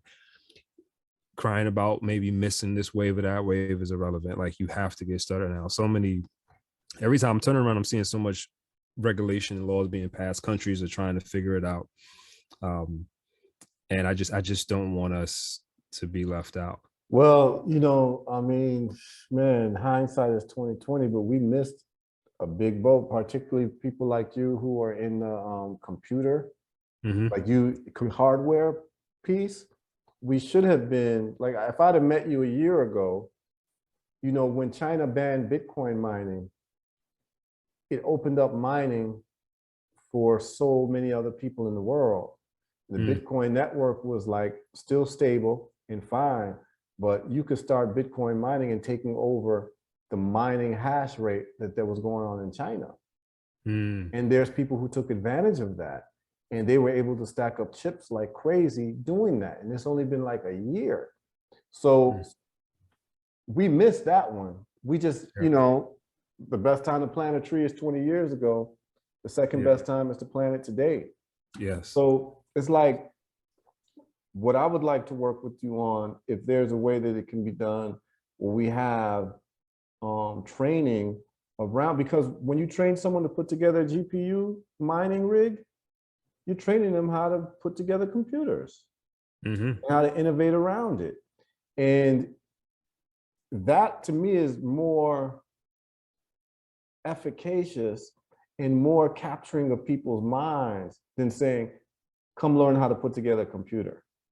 You're basically tricking people to learn how to put together a computer because of that human greed aspect where people want to make money. You know what I'm saying? So definitely. I'm not sure how versed you are in GPU crypto mining. I don't know if you've ever done it before, but it would be something very easy for you to do with your background. Yeah, the jargon does not miss me at all. This was what I needed in order to get back, because I intentionally took a backseat to crypto in general, to Bitcoin, because I wanted to see how people would react to it. And it took NFTs to really get the reaction I've been looking for probably 10 years, 10, 15 years around tech, honestly. And so I'm ready to dive back in. I was just talking to a cat today who is, you know, a PC builder. He loves building gaming rigs and stuff. And so I was trying to like, you know, impart on him the idea that mining might be a really good direction.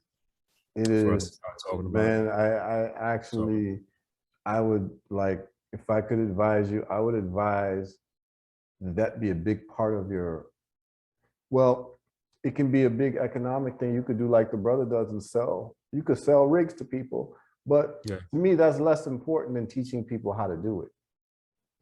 Is this the red Panda Mining that sells the GPUs you talk about? No, this is, I mean, this is a brother that I know personally. He Oh, okay, studied, okay. he watched Red Panda Mining to learn how to put together mining rigs.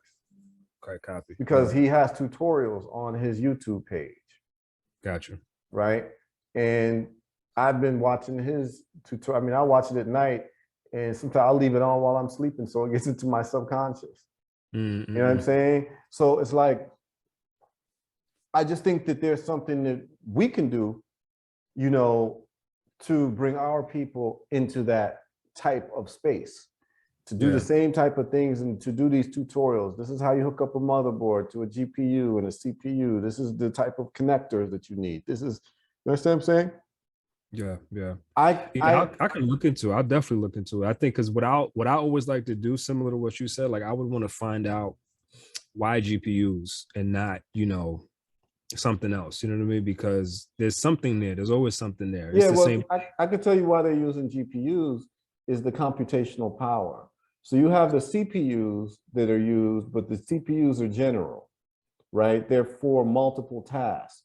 Whereas GPUs, the GPUs have a high computational rate based on the fact that they're doing video processing, right? Okay. The graphic cards are doing video processing. That's why gamers need high gigabyte GPUs. You can't do it. Yeah, you can't do it on something. And people who do editing, video editing, right? Because it's a whole lot of memory that you're using. It's a lot of space that you're using. There's a lot of computational power that you're using. So that's why GPUs. One given time. Yep. Yeah. So that's why they're using GPUs. Now, the step up from that is what they call an ASIC miner. An ASIC miner, ASIC stands for Application Specific Integrated Unit. So the ASIC, so let me just break down for the listeners why this is important. The reason why it's important is because Bitcoin and other cryptocurrencies, like Ethereum presently, Digibyte, a couple other cryptocurrencies rely on a system called proof of work for mining. And what that is this. And I don't know if you need this explanation, but do you understand how mining works? Like why? Okay, you do. So I do, but please. Yeah, so I'm going to break it down for the listeners. And so it's actually an ingenious system. So what Bitcoin is that I'm able to send from Africa $2 million of Bitcoin to you in New York or New Jersey. And I can send it over the internet, but it needs to be verified by other people because there needs to be an open ledger so that you can't say that you never received it, right?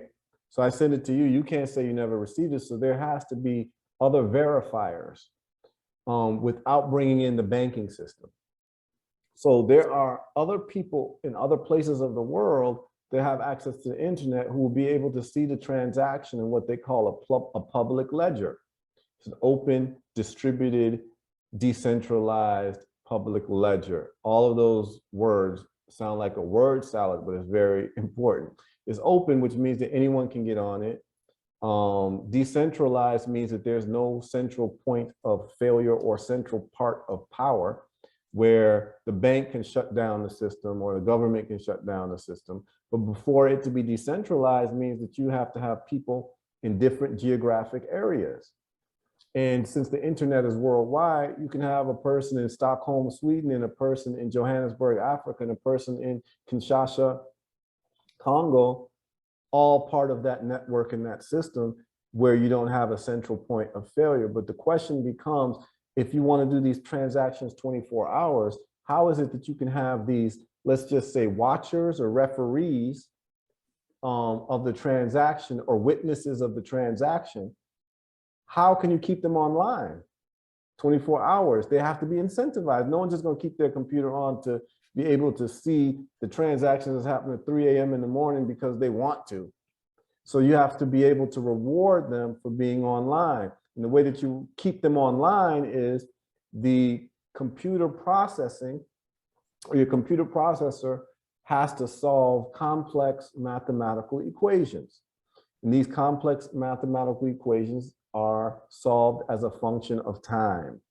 So the more that you're on, the more equations you can solve, and the more equations you solve within the block, you are rewarded with Bitcoin, right? So therefore, the more Bitcoin I want, the more I have to stay online and the more computational power I would want. The more computational power I have, the more Bitcoin that I get and the more transactions I'm able to witness. See how this thing like is this beautiful thing for the listeners that like is actually a trick. Paying miners is a trick to keep them online so that their computational power can be used to actually witness these transactions, and the computational power is used to solve the equations by keeping the computer on. Mm-hmm. That's mining.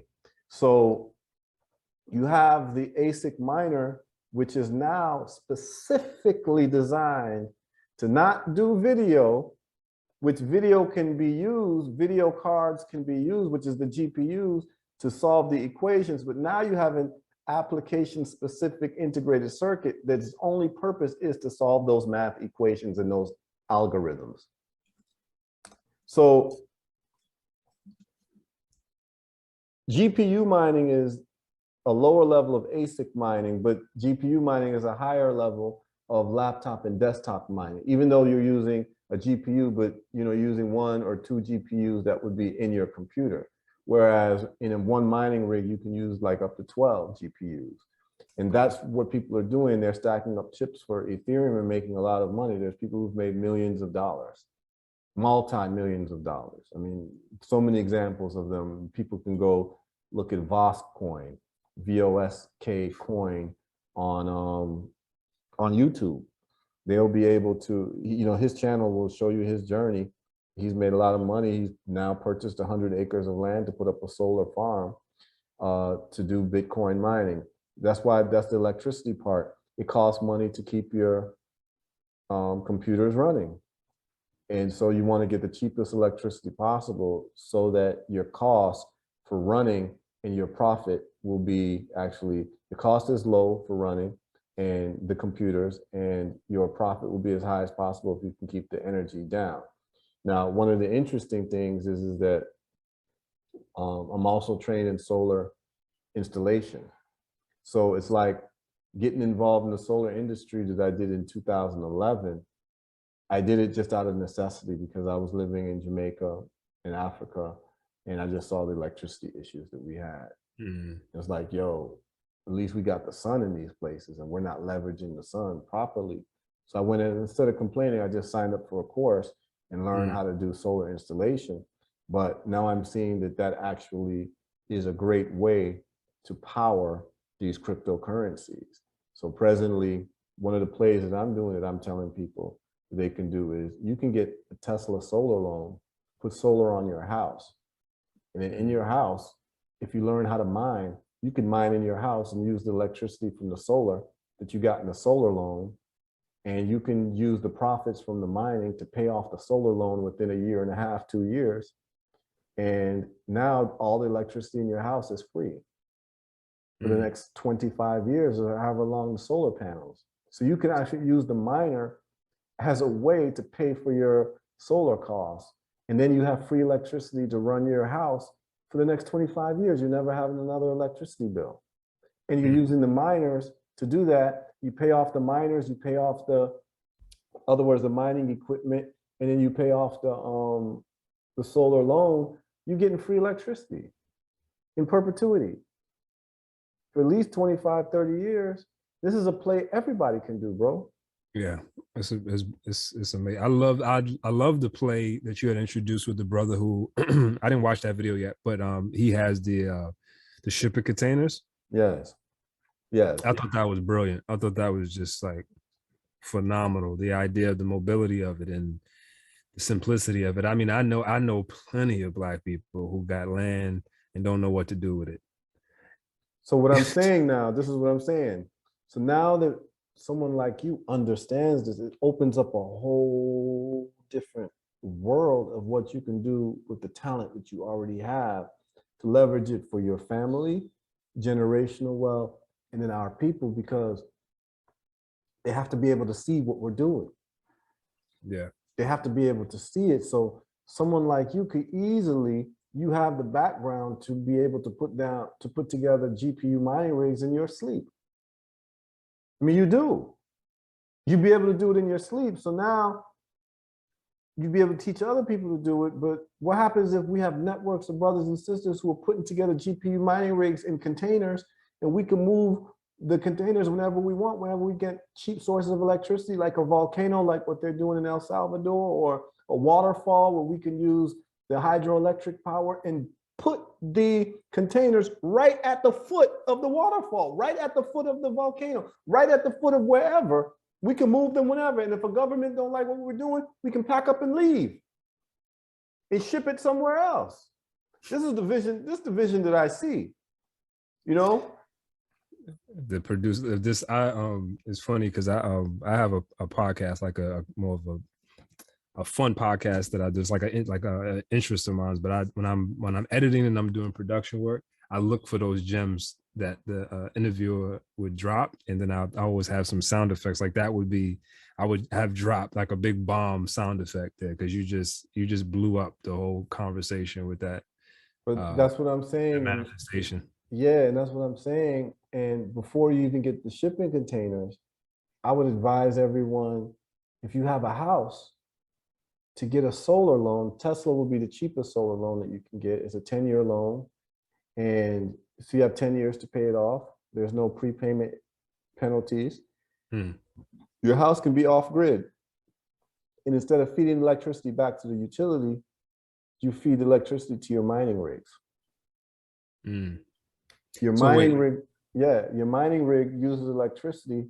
And if you're using the solar that's on your roof and the batteries that come with it, you're literally off grid, and you're using the sun to power your mining rig. But the mining, see, usually if you get solar in your house, you're paying off your solar bill in conjunction as a liability. The solar is a liability. Electricity is a liability, but it's something that you need because you have a bill every month, right? And you're saying, well, I'm going to get it because I want to, number one, be good to the environment. Number two, increase the value of my house. Like typically this is the play for people to get solar on their house, right? They're saying that, well, I don't know if the utility is going to jack up the cost next year. So if I get solar for my house and I have a 10-year loan, I have a steady payment every month. Particularly if I size it right, where I have no payments to the utility. So I'm completely off grid. I have 0 utility payments, and I even make more electricity than I use. I could pump it back to the grid and get a credit. And I'm saying, no, we're not doing credits. We're not pumping back to the utility, because you make more money pumping the extra energy into your mining equipment. You understand?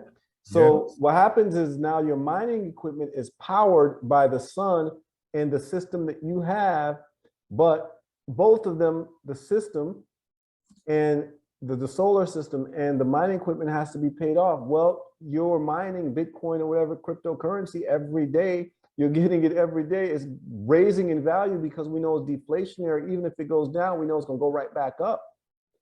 You're making at least 180% on average on Bitcoin for the last 10 years per year, which means that even if you get a loan to get equipment, this is what the guy Voscoin did. You know what he did?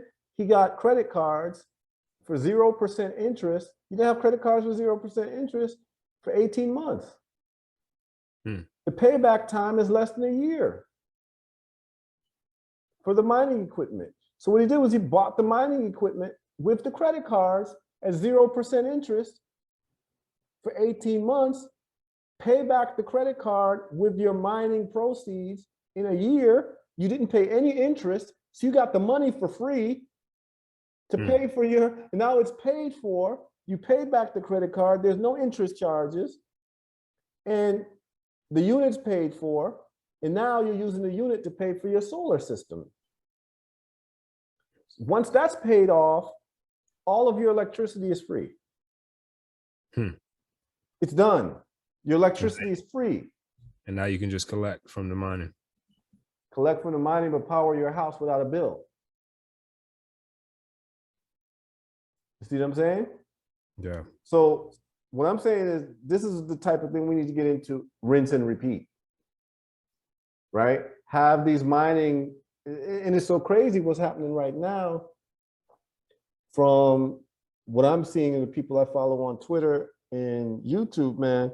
You know that people who are into real estate as an investment have sold their homes.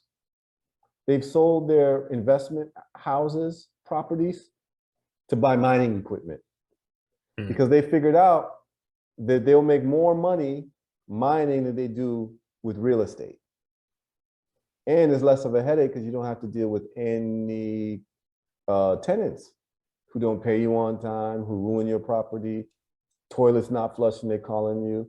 So literally, right, it would make a sense to buy a house that you live in, a 5-bedroom house, and turn 4 bedrooms into mining rooms and live in the 5th bedroom.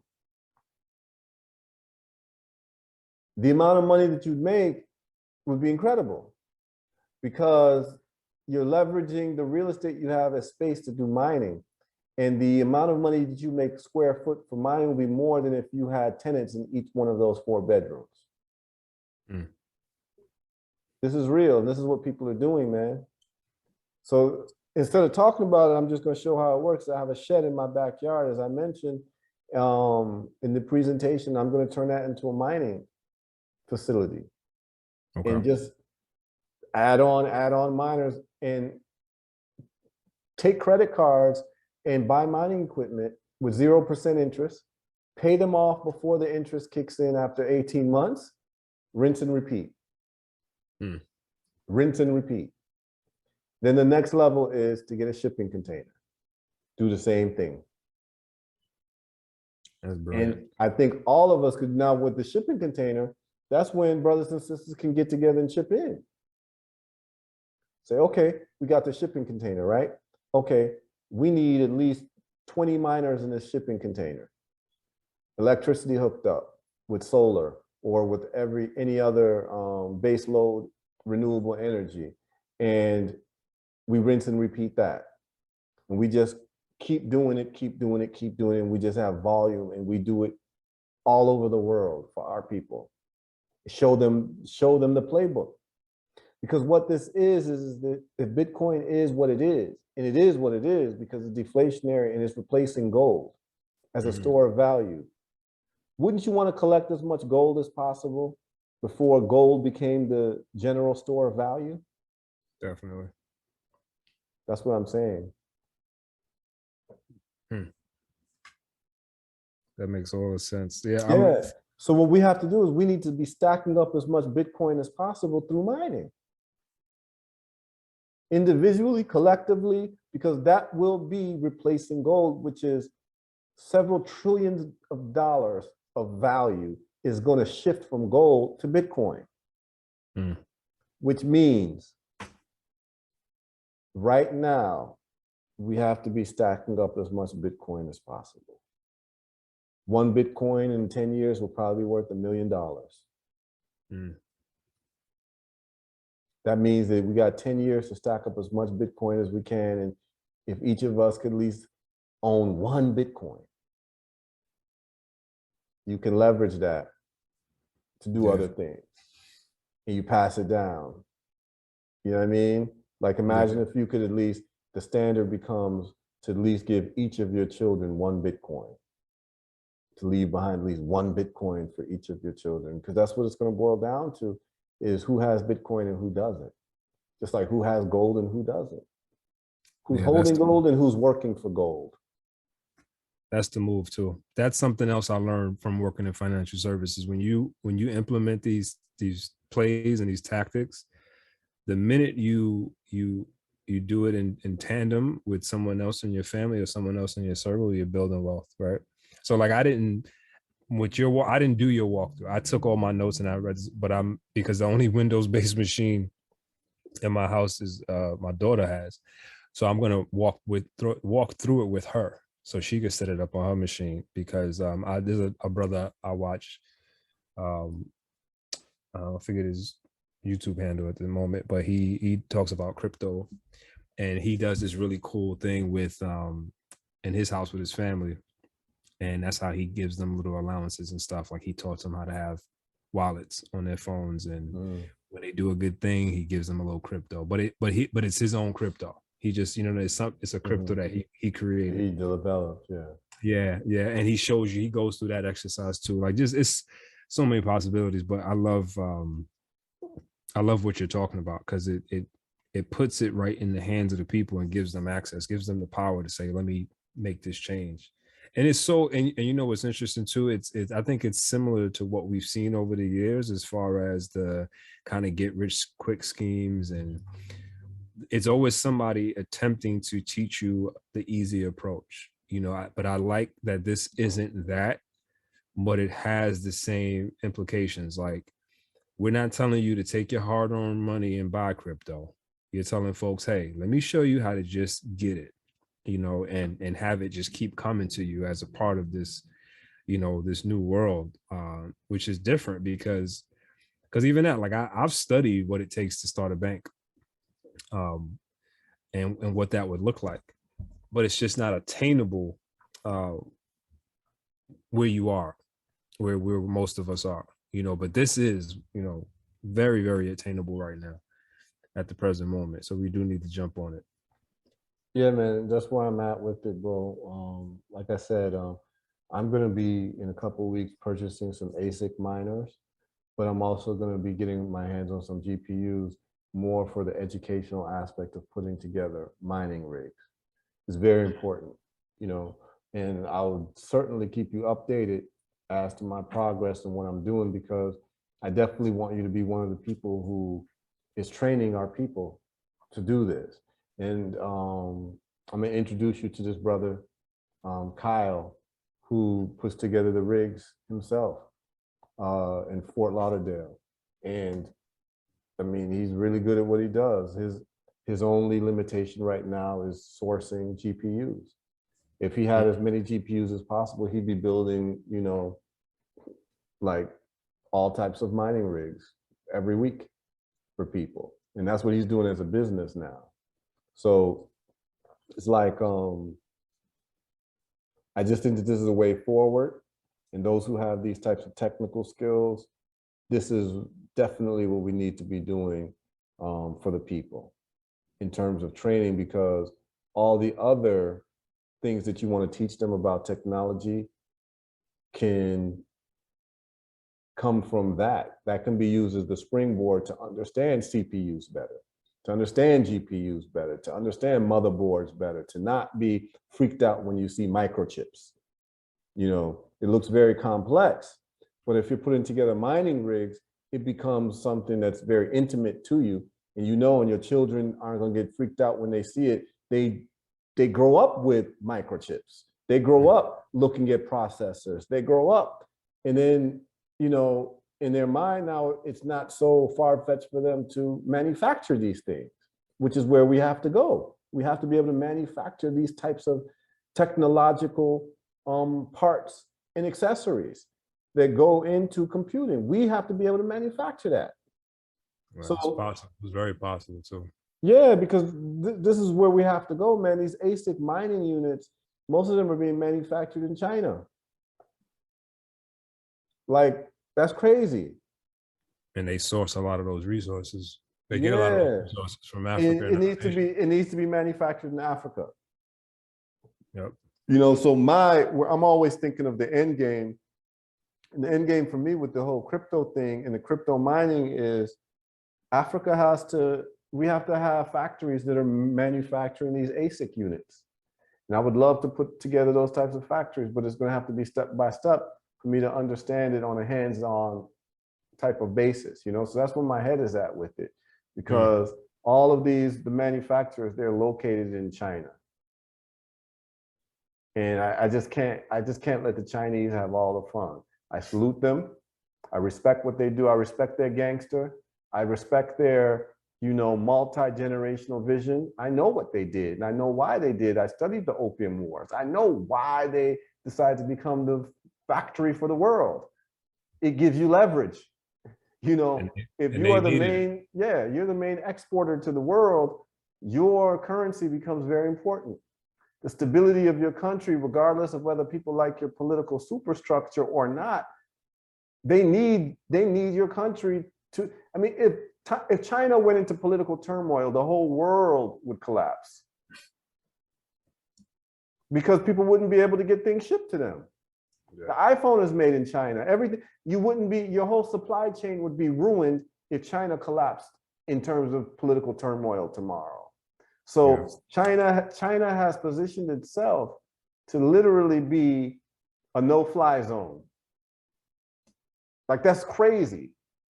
Like, China has put a force field around itself.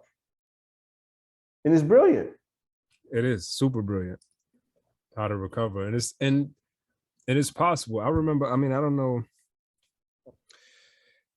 I try not to get into other people's theories, but I remember, similar to, and I don't want to say all Christians because I don't want to start that, but amongst some Christians, that believe in the connection, the cultural and racial connections in the Bible, and how we're supposed to be connected to supposed to be the heirs of Saul, not Saul. All right, I'm getting foggy brain now. Anyway, you mean Ham? Ham, thank you. Curse of Ham. Yes. And the whole idea of our legacy and being cursed and all that. I've had brothers tell me, even from a Kemetic perspective, how it's not our time, that it's the time of the Asians, and that our time isn't going to come again for, I forget what it was mentioned, but with all of that being said, I'm just like, that's not going to stop me from doing what I can to advance us as a people, because it's important. And I've said this in rooms full of white folks on the idea of diversity, which I think is bullshit. But when you look at, especially in computing, when you study computing, right, and you go into the different areas of infrastructure and networking, and there's always a cap, there's always a limit. Like, just to give you an example, when we talk about the internet and Ethernet cables, right, the RJ45 cable that we use, like if you're using a wired connection, right, everybody's on wireless now, but prior to that, we were plugging in that device. Your modem, as a matter of fact, still is going to use that to get into the whatever your telecommunications company is. The bandwidth that we're able to get through the RJ45 cable is capped, right? And not for any other reason than the development of the cable stopped at RJ45. Like, we had the ability to go further, to make that cable stronger, to have a better bandwidth flow, right? But for economic, political, there are all these other reasons as to why. But that exists in a lot of areas in technology, right? And so the lack of inclusion of a people, especially us in particular, of technology, has limited its capacity. So that's how I know when we get in it, we'll realize it's not as complex as we believe it to be, because it's limited in its delivery, its production, its distribution. It's not done to the effectiveness of its possibility. It's done to the capabilities of its host. And so whatever the people who are carrying it, who are producing it, developing it, whatever their abilities are, is as far as the thing that they're using, the tools that they're using, if you understand what I'm saying, right? And so because we have that much more of a depth in our capabilities in terms of our lineage to this world, to the universe, we're always going to carry a thing further than most. And so that's we innovate very well once we understand things. I mean, we do it in sports, we do it in entertainment, we do it with language, we do it with music, we do it with anything that we really, immerse ourselves into. We do use our own African touch and actually make things have a little bit more flavor and add a little bit more spark to it. So that's why I'm saying that like the world really kind of depends on us really getting immersed in these things if you want to see things go to another level. I really believe that. And the thing is that we, no one's going to do it for us. We're going to have to do it for us. And the whole thing about it's not our time.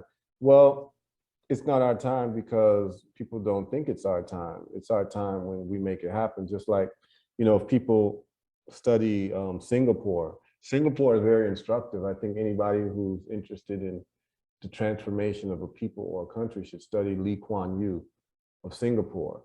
50 years ago, Singapore was a malaria-infested swamp island nation. And now look at Singapore. It's because of one man generally who had the vision to say that I'm going to transform this place into a world-class hub of excellence. And they did it. They didn't apologize for it. And now look at Singapore. The buildings are the most up-to-date, beautifully architecturally designed buildings. It's spotless there. The per capita income of people in Singapore is very high. They have very high technology there.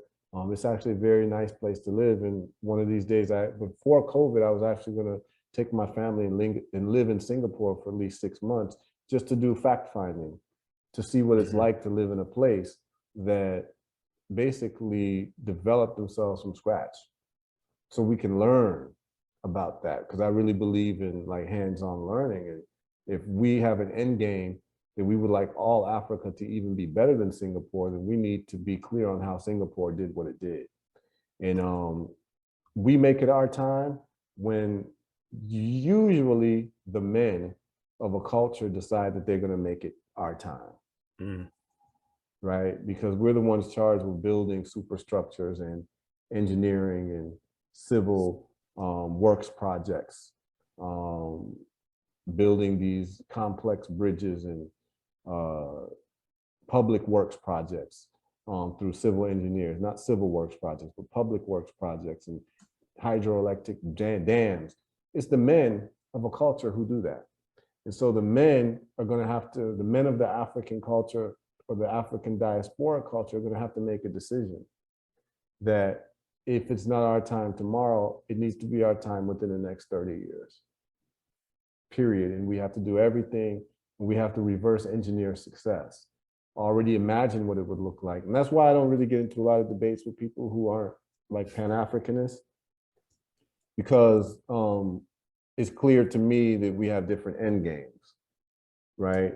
My end game is for Africa to be thriving, because my analysis is that our problems that we experience as Black folks worldwide is symptomatic of basically having a weak continent. It's just symptomatic of that. So if Africa is strong, all of our problems will go away. The problems that we face worldwide will go away if we basically were represented by a strong continent. So my idea has always been to develop Africa, and the people who are anti-African in terms of being Black folks, they're just, they're fair weather friends. And we know that if Africa had the economy of Japan or Singapore, they would all be card carrying Africans, you know, they would love being Africans. And so we have a lot of work to do, but I don't believe in self-fulfilling prophecies to say it's not our time, because it gives us an excuse to not go hard. Not do anything, yep. Yeah, I mean, imagine telling an athlete who's running a track race, it's not your time. And he really believes it. How hard is he going to train? It's funny you bring that up, because I had do you follow track? Did you ever follow track? To some degree. To some degree. All right. So I was in it around the Maurice Green era, which is right after the Michael Johnson era and Marion Jones era, that kind of thing. And a friend of mine, his cousin is Justin Gatlin. Yes, I'm familiar with who that is. And so we saw Justin at his breakout race in New York, where he came in second over Maurice Green. And the whole time I was there, that's all I kept thinking about, because I had seen professional track. First off, to see these cats up close is ridiculous. They look like they're floating. They're moving so fast. But that's the one thing I kept I was thinking literally about. just talking about that yesterday. That's Really? crazy you brought literally that. Just talking about track and field. It's like, yo, if you ever see them live, it's a whole different thing. You watching TV, you Crazy. watching them, and I compared it to like basketball players. You watch them playing against each other, but if you ever see any of those basketball players in real life, they literally are giants. They're giant, yeah. Like you can't really compare how really tall they are when they're playing Football with too each is the other. same way. But once Yep. you see them in real life, it's a whole different thing. Like Yeah. they look like a different type of human being. You know what I'm saying? Like literally, I was having this conversation about track runners, and when you see them in real life, it's like watching gazelles. It's like it doesn't even make sense. No, it doesn't. You can, the mechanics of it, because I ran track, you know, and so the mechanics of it don't even compute with me. The football and basketball, because it's sad, it's, you know, like these Yeah. guys. But anyway, the one thing I kept thinking about is just the idea, the audacity, right, to be matched up in the heat with Maurice Green in his prime, or Michael Johnson, any of these guys, like, or even, you know, the newer generation, to be with damn, the Jamaican guy. Why can't I know his name? Usain Bolt. Thank you, Usain Bolt. Like, there's no doubt in every one of those athletes' mind that is their opportunity to win. They're not thinking about Usain Bolt or whoever. They're not thinking about them. Like, that perseverance, that ability is something we all have, but we very rarely choose to exercise. You can choose to tune out any disadvantages, any shortcomings or obstacles that you want to, in order for you to accomplish your goal, regardless of what the actual outcome may be. That is not the point. The point is that you have practiced the ability of focusing in, of tuning in to what was on your mind, what was in your heart, what was in your spirit. And so for me, like you did that, talking about that a little bit, and that's what we need to do. And that's all I know how to do. Like, I have a cousin, I always call him my little cousin, you know, we grown men now, but I've always tried to get him out of the street, the aspects of the street life that he loves to, right? And it never worked. I mean, I've been trying since high school, but and I would always try to appeal to him at how easy it was for me, you know, and I would tell him, I was like, honestly, you got to recognize that I don't even really be studying this stuff. Like 9 times out of 10, even when I'm at a client's workstation, man, I'm Googling stuff, man. Like, I'm always trying to learn and teach myself how to do whatever is necessary to get the job done. I'm never sitting on this pile of knowledge and just using that to execute. I'm always learning. I'm always failing. I'm always trying again. You know what I mean? I just don't blink. You know what I mean? I'm not hesitating. I'm also not crawling up in the corner and crying or being fearful. I'm just going and allowing the experience to reveal itself to me, whatever that may be. So, you know, I do consider myself a technologist. I can, you know, spit the best game with a lot of folks, but I'm not necessarily, well, I'm not gonna say I'm competent in a couple of things, but I'm not an expert at any one thing. You know, I'm really good at a few things, and I'm pretty competent at a lot, you know, but it really has come by way of taking that leap, you know what I mean? And being confident in myself and who I am. But we all have it, man. I talk to, I'm sure just like you, I deal with a lot of people who I feel like on the surface are probably way more intelligent than I am. They're just not exercising it in that way, you know. And being, you know, in the same breath, walking along a more Pan-African, pro-Black lifestyle, man. I've been touched by people like Dr. Little Africa, Amos Wilson. I mean, I feel blessed to have been in the time to see him speak and to have met him. Right. Because when I remember when I first found out about Amos Wilson, I was like, he was like blowing my world up. Right. He was very clear. He was very clear.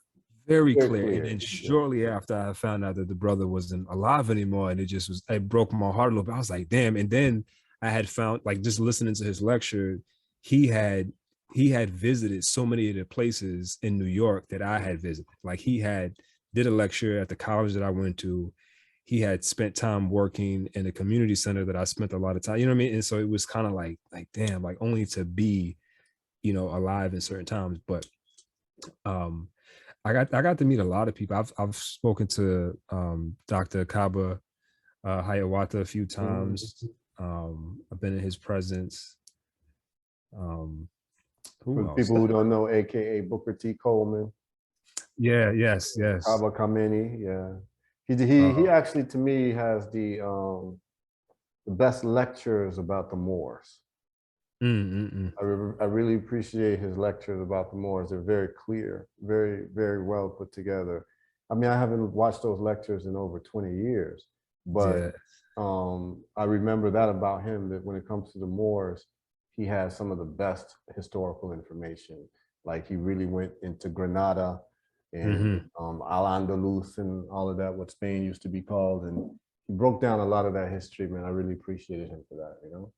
Yeah, it's Yeah, wealth of Dr. knowledge. John Henry Clark, these type of man. Yeah, you know. Yeah, we Yeah, love that. We love that.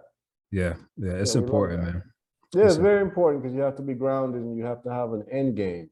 And you can't have a end game if you don't understand the games that came before. You have to understand the history very clearly. But what I found, the shortcomings of what they call the conscious community is um, our heroes are historians. Is that a book? That needs to be a book. If that's not a book, that needs to be a book. What? The shortcomings of the conscious Yeah, community. yeah. The shortcomings has been that, like, we focus on history and culture, Mhm. and kind of It's an like important stepping stone it for is those very important, but who it's like in seeking and philosophy. lost. Yeah, it's so in philosophy, there's a concept called necessary but not sufficient, Mm. right? So you could say like something for like, I was having this conversation the other day. Is money, does money is like what's the relationship between money and happiness, right? Like having money gives you choices. It can solve a lot of your problems that would make you unhappy. But then there are people who have money and they're not happy, Mm. right? But it's very hard to be happy if you don't have money and you don't have choices because you don't have money, right? Mm. So I'm not saying that people who don't have money cannot be happy, but the stress that comes with not being able to have food for your children, the ability to travel from one location to the next because you don't have the money to do so, it can be very frustrating and can be something that would make you very unhappy. But the fact that you can have billionaires who are not happy lets you know that money does not cause happiness. But money would be necessary, but it's not sufficient for happiness. So that's something is necessary, but not sufficient or insufficient. And so that's the same way I look at, our history. It's necessary, but insufficient. And the next realm that we have to go through is there's the generation that does understand our history, but then there has to be a next generation that focuses on engineering solutions. And I have a saying that there are engineering solutions for all of our problems. Every single problem we have as Black folks has an engineering solution. Definitely. So whether it be social engineering, physical engineering, scientific engineering, civil engineering, mechanical engineering, electrical engineering, chemical engineering, whatever it is, our issues will be solved by engineers. And that became clear to me when I read this guy named Thomas Friedman's book called The World is Flat. Mm. So I think it's a book everyone should read. It's old now. It was written over a decade ago, probably 15 years ago. I read it, but everyone should read it. It's called The World is Flat. It's basically showing the technological developments of the 20th century that brought us to the internet age and the different businesses that played a role in it and what have you. And, he made some really interesting observations. And he said, China has grown so fast and is going to overtake the United States in terms of its economic power because China the government of China, the leaders are all engineers. I wasn't even aware of that. Mm. That the Chinese ruling party, the leaders are engineers. Mm. So engineers have a different way of solving problems. They don't like to talk too much. Whereas the United States, the leaders are lawyers, right? The Senate, the politicians mainly are lawyers. Lawyers write laws. They don't really solve problems. So it's a whole different approach. And in that culture there, for instance, Bill Gates was coming to China to give a lecture, and the Chinese kids slept outside of the stadium the night before so that they wouldn't be left out. Just like how in America, people sleep outside when the new Jordans come out. They sleep outside of the store when the new Jordans come out, or if there's a Beyonce ticket, people, or Star Wars is going to come out, people will line up and sleep outside so that they don't miss getting in. And in China, that's what they do for people like Bill Gates when they're going to come talk about technology. So it's a whole different culture there. So of course they're going to win. That knowledge is critical to your survival out there too, right? I mean, if you don't have the aptitude to perform academically in certain things, you it's not even about I mean, well, it's definitely about getting a job, but it's about getting certain types of jobs, working in certain industries. Like they have a really strict, It's competitive. Very competitive. It's over a billion people, man. It's over a billion people. You better get in where you fit in.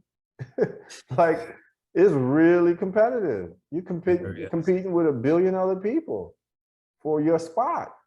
You better, it's time to show and prove. You know? We don't think about those things enough. Nah, we don't think about those things enough, man. And so, you know, that's where I'm at with it when I look at these things and where my end game is and where I'm trying to go with the contributions that I make, because I'm very clear in understanding our history. I'm very clear on what it would take for us to be competitive as a people. And there's no praying about it. There's no marching about it. There's no writing petitions about it. It is literally stepping up to the plate and mastering the science of engineering. Like, you have to manufacture everything that you need if you're going to be competitive. You have to, and you have to know how to. And so this is where I'm at right now, is like, you being in Northeast, you saw in terms of Black consciousness, there was a shift in Black consciousness around probably the late 80s where everyone was becoming vegan and vegetarian. They were taking their health seriously, and that was like a sign of being a Black conscious person. Really kind of started with Elijah Muhammad, How to Eat to Live, with the Nation of Islam, and at least staying away from pork. Then having dietary recommendations. And then you had the people like Layla Africa, the Dr. Sabi's, the Queen of Fuas, and all of that. And you remember that time, they were hot. They were the biggest ticket in town when they came to speak. It was packed, standing room only. And that became part of the identifying characteristics of what it meant to be a Black conscious personality in terms of your own personal identifying traits. Now, my knowledge is that for us to be a competitive people, the cream of the crop would be the conscious ones of us, those who have an end game for African sovereignty, African ability to control and define phenomena. Part of the identifying traits of a conscious, particularly African man, will be at some point to own and run a factory. You know what I mean? So like when I meet you and I see you and I can identify you as a conscious brother, and you see me and you identify me as a conscious brother, the first question that comes to mind is, that I ask you is, well, what factory do you own? You understand what I mean?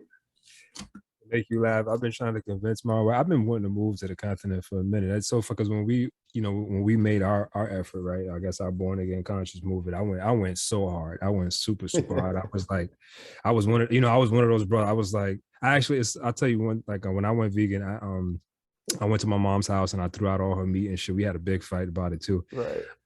Because that's the last straw. You take away black people chicken. Oh and yeah, beef. chicken. That's good. Yeah, They'll kill you. You're a brave man. You were very brave to do that. Yeah, we don't play with our chicken. No. I did it when she went out of town, but it was crazy. But I think what was my point there? You talking about you saying you and your wife and you went hard. Yeah. So and that's when I became a Rasta and everything, and just the journey was serious for me. But at the time we were talking about moving in, and because we knew a lot was coming, right? We've been homeschooling now 12 years, and I've been vegan just as long, and people of course now later on start that like I went through a phase of like bitterness a little bit. Like, now don't ask me shit now. You know what I mean? Like I was telling y'all everything. Now everybody want to know how to cope with, child in the home all day and all that kind of stuff. But at one point I was like, listen, you agree to move to Africa. I said, we can switch it all up. I said, I'll cut my hair. I'll go get a job. I said, I was like, as long as we can go, because I'm ready.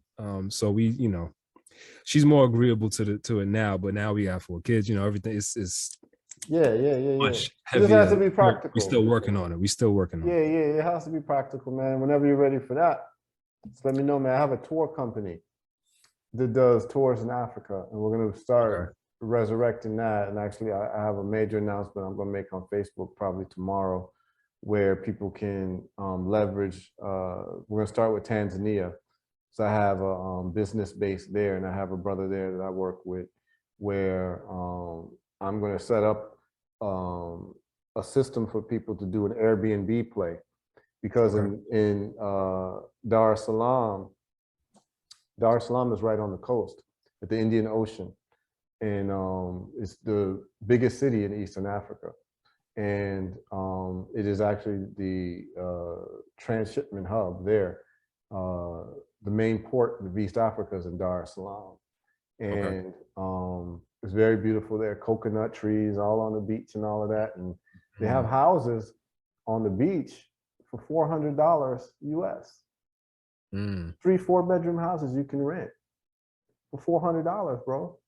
That's crazy. So now you can actually get a 1-year lease, and you can Airbnb it. A whole house, 5-bedroom, 4-bedroom house, you could Airbnb for $90 a night. Yeah. 5 nights you pay off the lease. The rest of the 25 nights, if you can book it, that's pure profit. I have people on the ground who can do the property management, all that. So people always tell me, yo, I want to do what you do in Africa and this and that. I'm like, okay.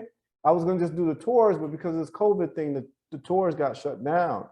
So what's going to happen now is I'm going to, allow people the opportunity to basically do the plays that I do and just show them how to do it.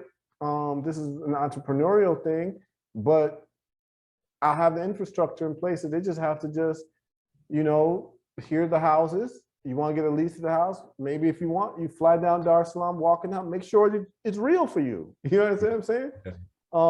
Fly to Dar es Salaam, go look at the house, get the furniture for the house. Even if you need us to get it, we'll get it for you. There'll be the cost of it. We'll let you know the cost. You understand what I'm saying? It might be a 20% markup fee for the people to actually take care of the business for you. And then that's it. And you're just making money.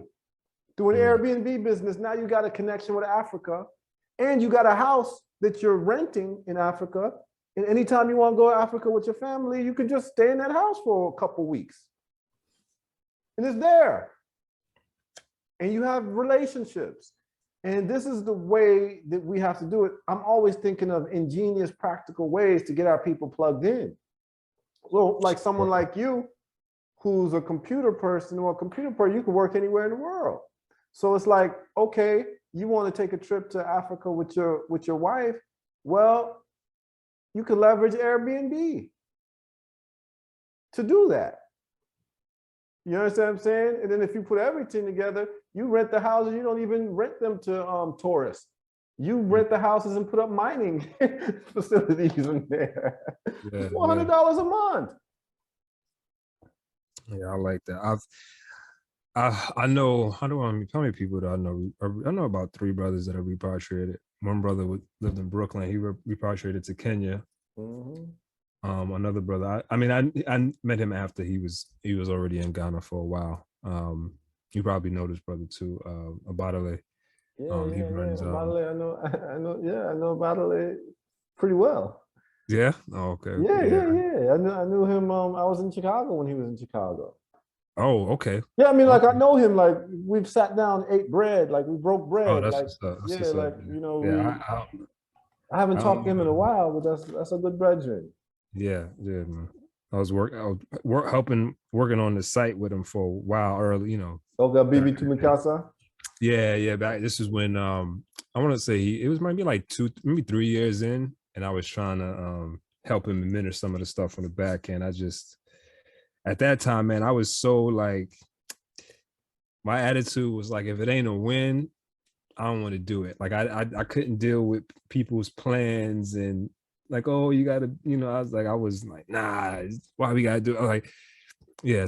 But I still log on and every once in a while support the brother and the family. But then there was another brother, I can't remember his name, but yeah, I've met a couple of people, so I've seen that journey and kind of been envious a little bit. I mean, I know about his situation is totally different, but it's just still a beautiful outcome, you know, to see him out there doing great things, and being a part of that community in an impactful way.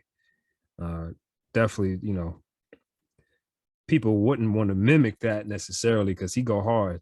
Yeah. I mean, that's his stock though, right? He comes from that. But it's important that we have in our schoolroom, we have a huge global map on the wall. And my second oldest asked her mom, she was like, can you like tell me where New York, New Jersey, where that area is? And she showed her. She's like, oh, okay, that's where we are. She's like, well, where else have we been? And you know, my wife kind of just like, well, you know, we're working on it. But it just put in that perspective, like to a child, why haven't we been all these places? Why haven't we gone other places? Why are we on Earth and we haven't seen Earth? Yeah, exactly. So we this year we got, well, we're getting very radical, right? So we dropped the details and everything, you know, and so we had a very strict schedule around when school started, when school was over, school breaks, all that kind of jazz, curriculum. We threw it all out the window. We're so focused on wealth building as a family as it relates to our sustainability that we don't do none of it anymore. So the children are learning. We're focusing on our language studies. We're focusing on our production, right? We're talking about building assets. I have them learning little things that help me in my business ventures so that they can be active and not just a planned effort, sort of this idea like, oh, I just want them to be ideal students. And then one day, no, I need them to be ideal actors in what we are doing now. And let me ask you a question. Yeah. Are you able to locate cheap computer parts?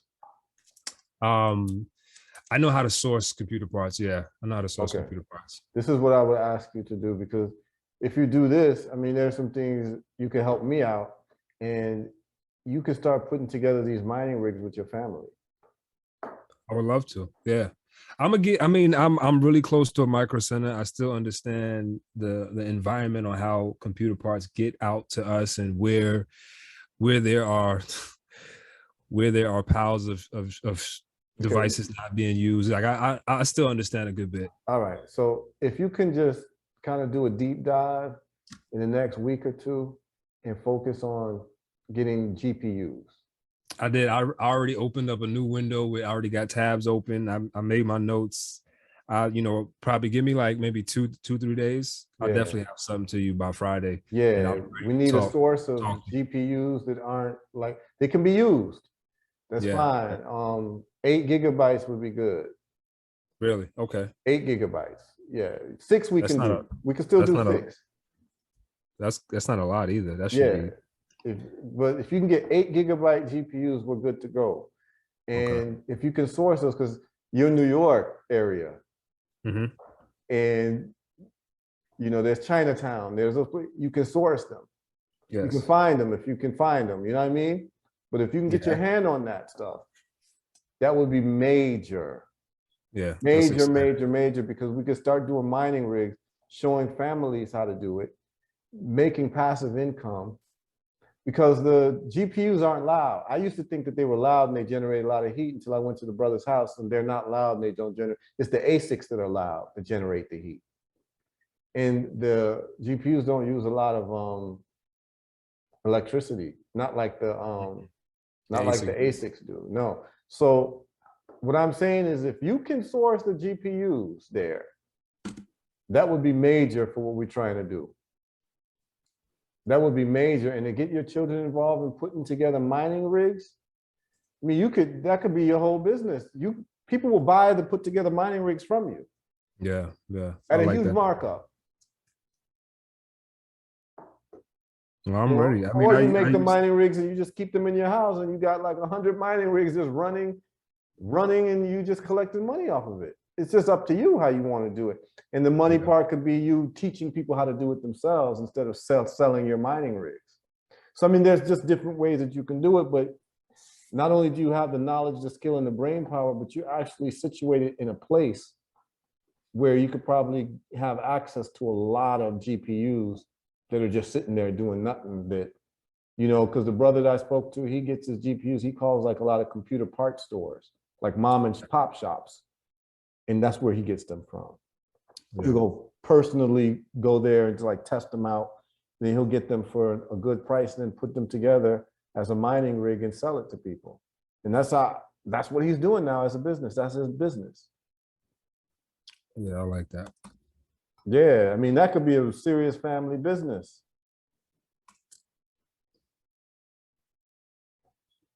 And this, like I said earlier, this is the information. This is the kind of the tone that I've been waiting for quite a long time, because it takes me back to from how I got into computing, which was gaming. Interesting. But my dad, because this is how he did it to me, right? Because I was a Nintendo kid, so I wasn't getting a Nintendo, not when it came out anyway. I got it a little later, but he was trying to put me on the computer gaming, and he took me to a store. And this was back before they were selling PCs, right? So you had to get a clone. He had an IBM clone at the time, and we went to an Asian store, and they had a PC set up with demos on it, demo video games, and I'm sitting there playing it, blah blah blah blah. And I'm like, yeah, it's cool, it's all right. And he was like, yeah, but you know what? The difference with these games versus your console games is that you could program these games. And I was like, what do you mean?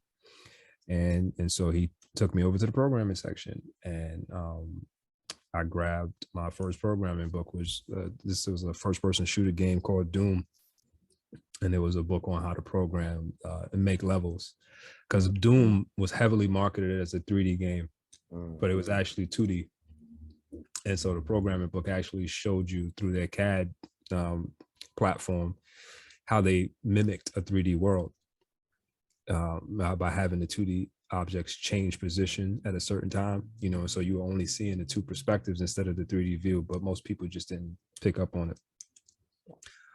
So that's how I got into it. That's what really piqued my interest, and ever since then I've been sort of hooked. But that's what it takes me back to that period, because after I had got into gaming and then I started building PCs, I was trying to do what Dell came out and did, which was give people options, because back then it was like minor, like processor shifts, you know what I mean? Like that's you got what you got. And I was just like, yeah, I'm gonna start building PCs, but I'm gonna give people the option whether or not they wanted this much RAM or these kind of, processors. Right.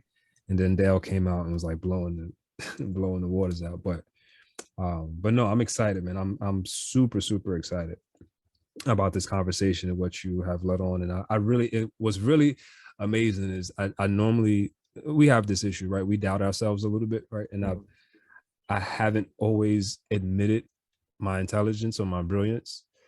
As I get older, I'm more willing to do it openly, and publicly and not be shy about it. But even in this conversation, I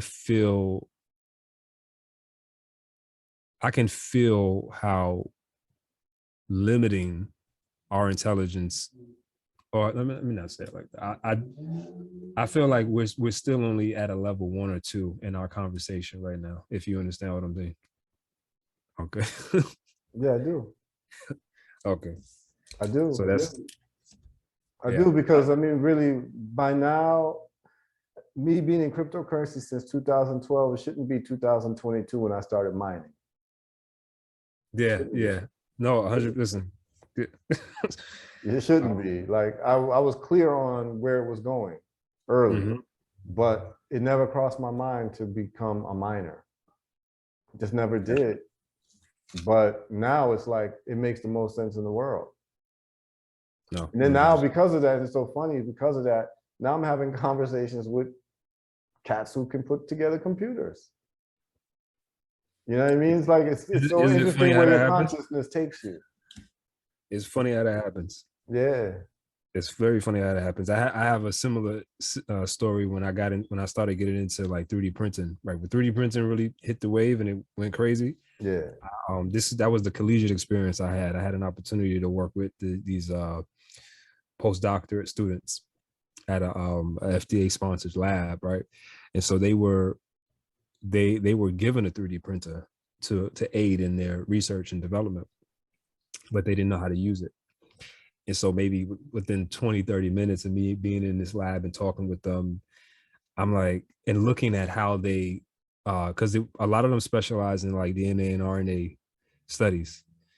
And so they were trying to figure out, they were already using Python to determine different points in a DNA and RNA specimen so that they could convert it using Python into a graphical representation, a visual representation of it.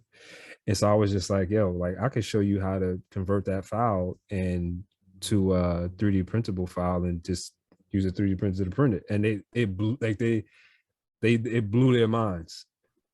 You know what I mean? And that's what they started doing. They literally started 3D printing their specimens samples so that they can look at it from a visual perspective, just to get a, you know what I mean, a more realistic view, because that's what the tools wouldn't allow them to do, right? Like even the most advanced cameras and microscopes couldn't give them a 3D that view. 3D imaging, Yeah. So but that's the beauty of technology, but more so that's really where my skill set is. My skill set sits in its use case. Like I could show people how to do amazing things with the default programs that came with the operating system that they don't know. You know what I mean? Because I was forced to do it right before Photoshop and a lot of other programs. Like I had to be creative with just what came on the computer. So I've always seen it in its most simplistic way, you know. And so that's where my mind kind of lives. I don't care how advanced we get, you know what I mean? Like even this metaverse, I mean, I dig it. I'm, you know, like I said, I could dig it, but a lot of it you can miss me with, because I know it's all of it's like a marketing ploy, right? And it's very commercial, and it's not sustainable, which I hate. Like why wouldn't you want to advance the awareness of a thing so that it benefits the people economically, politically, culturally, like similar to what you mentioned with the Asians, right? Like it's important that we are here as far as our engineering prowess. You know what I'm saying? Like I don't like that in America in particular, is we don't have that around anything academic, you know, and unfortunately being who we are and where we are in the structure, we adopt those principles more so than everybody else. You know what I mean? We dig that. Like, yep, nope, learning is stupid. Like, no, it's not. But no, I can't relate to that at all. I just can't relate to it. I won't. Like I said, you know, when that cat called himself Double MS, that did something to me, man. I was like, yo, like that's how you name yourself, you know, like, yeah, master of math and science. Like it just had a nice ring to it, you know what I mean? Like, yeah, I just dig it, you know? So it's like that's where we're at with it, bro. And it's like, you know, you and I are time billionaires. The ages that we're at. You eat healthy, I eat healthy. We should be able to, barring any catastrophic things happening, we should be able to live into our 90s. So we've got even more than 1 billion seconds left. And it's time for us to take it to a whole different level, man. That's where I'm at with it. Like, I've done some calculations. I've done some modeling in my mind of where things can go. And, you know, I've been the type of person that I never waited on a group to do it. If there's something that has to be done, I will do it. I've found groups typically to be full of a lot of dead weight. You've been part of a lot of organizations. I'm sure if you're someone who's, it doesn't have to be official organization, but just groups of people who want to get things done. And there's a lot of dead weight and a lot of talkers, complainers. And in the group, you might have a group of 30 people, 1, 2, 3 people who do all the work. Yeah. So I've done things by myself and on my own, and always, you know, giving back the information, like, you know, Harriet Tubman, like, okay, this is the way to leave the plantation. This is the way to be free, you know. And I've done well for myself, but I've never been comfortable that there hasn't really been a cadre of brothers that are competent, that we're all moving in one accord. Typically things will fall apart because of ego. Everyone wants to be the chief. You know, instead of getting things done, people want to prove that they're smarter than the other person, whatever. And so it's led me to be somewhat of a loner in my approach because I like to move quickly. And yeah, I like to move very quickly and efficiently. It don't make no sense to do it any other way. I mean, I can't. I literally, it's taken me a while. I have let up. And I don't want to say it loosely, but I have wasted my time. I was going to say I have let people waste my time, but I'm not going to. I have. It was by my action alone, Right. and I'm just learning how not to allow anybody, I don't care who it is, to waste my time, because I recognize how much of it, how little of it I have left. Well, really, in retrospect to what I want to accomplish, but Right. it's vital. It's super, super vital. So I'm right there with you, brother. I'm on it. The pandemic, I've been blessed, and the pandemic only affected me in the fact that it hurt so many other people. It really hasn't hurt me the way it hurt others. But that gave me an opportunity to kind of sit back and think about a new approach. And so I made the decision not to work for anybody else, because I had finished a contract right before the pandemic, and I've been all in on just what I want to do with my time and my life. And I can't see any other way. It's been a struggle, but it's also been exciting. Right. So any way that I could sort of in parallel build on things similar to what you're saying, because I have become a loner myself too, right? I don't deal with a lot of technical people, and strength. Like I said, I have a few people that I connect with, but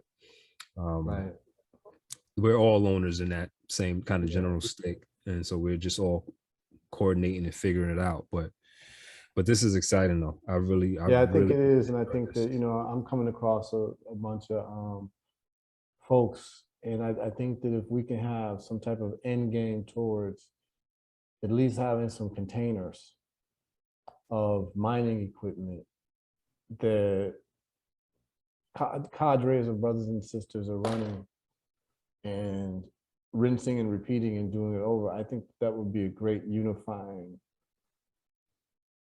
It would be a great unifying project for all of us to get into, because at that point, it doesn't matter where you live, right? You can then go build your house in Africa, raise your family the way you want, have your children be Africans quite easily, and then bring that value to Africa, our mother continent, our father continent, which is the end game. And I think that there are enough serious folks who are technically savvy, who haven't used their technical savvy for these types of things because it's been about getting a job and getting a paycheck. What happens when we can use our technical savvy to print money? Basically, that's what it is. Yeah. I think that it's a great unifying project, man. So that's something I'm going to be working on. I have a few brothers that I'm talking to who are definitely like you, who are much more skilled in computers than me.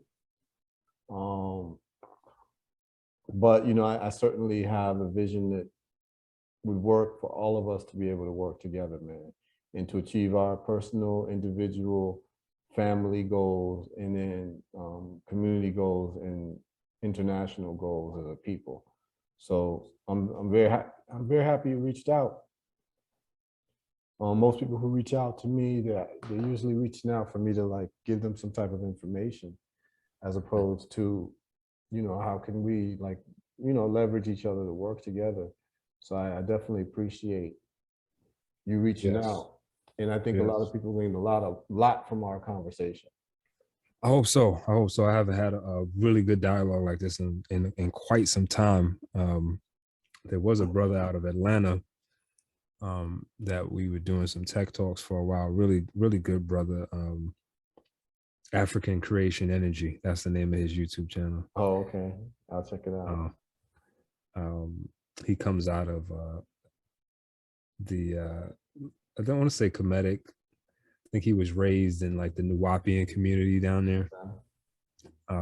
But we used to also dive into some. We were at the time we were trying to help some folks figure out the internet issues that they were having on the continent. We were talking about some of the experimental technology with the nodes and wireless balloons and building intranets and having sort of a central, so having like a central intranet, but also like a tethering kind of setup where there's always a node that connects to the main grid and comes back with that data, so those are really, really fun conversations too. Okay, yeah, I'm on his YouTube channel now. I'm gonna check it out. Yeah, good brother. I gotta reach out to him. You know how it is. Yeah, I know exactly how it is.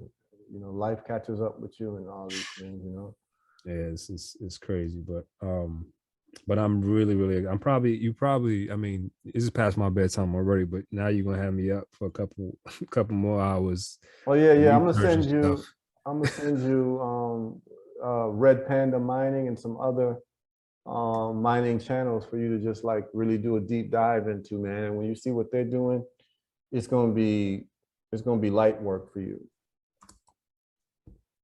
It's gonna be light work. You must have a screen up there, huh?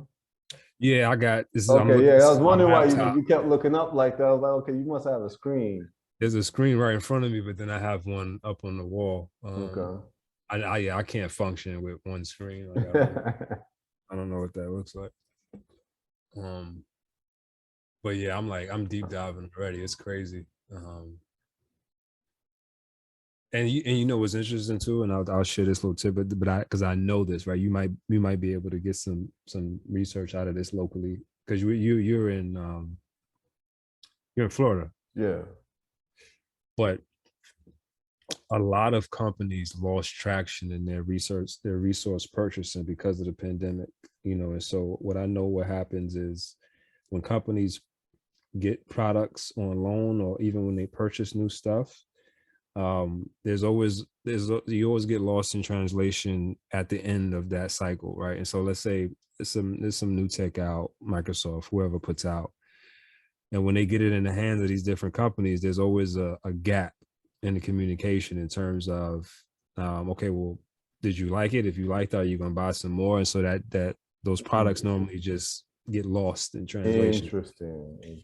Somewhere in the building. And so me and my dad, we because he used to work for transit, and so we would see that, and even with how they moved equipment.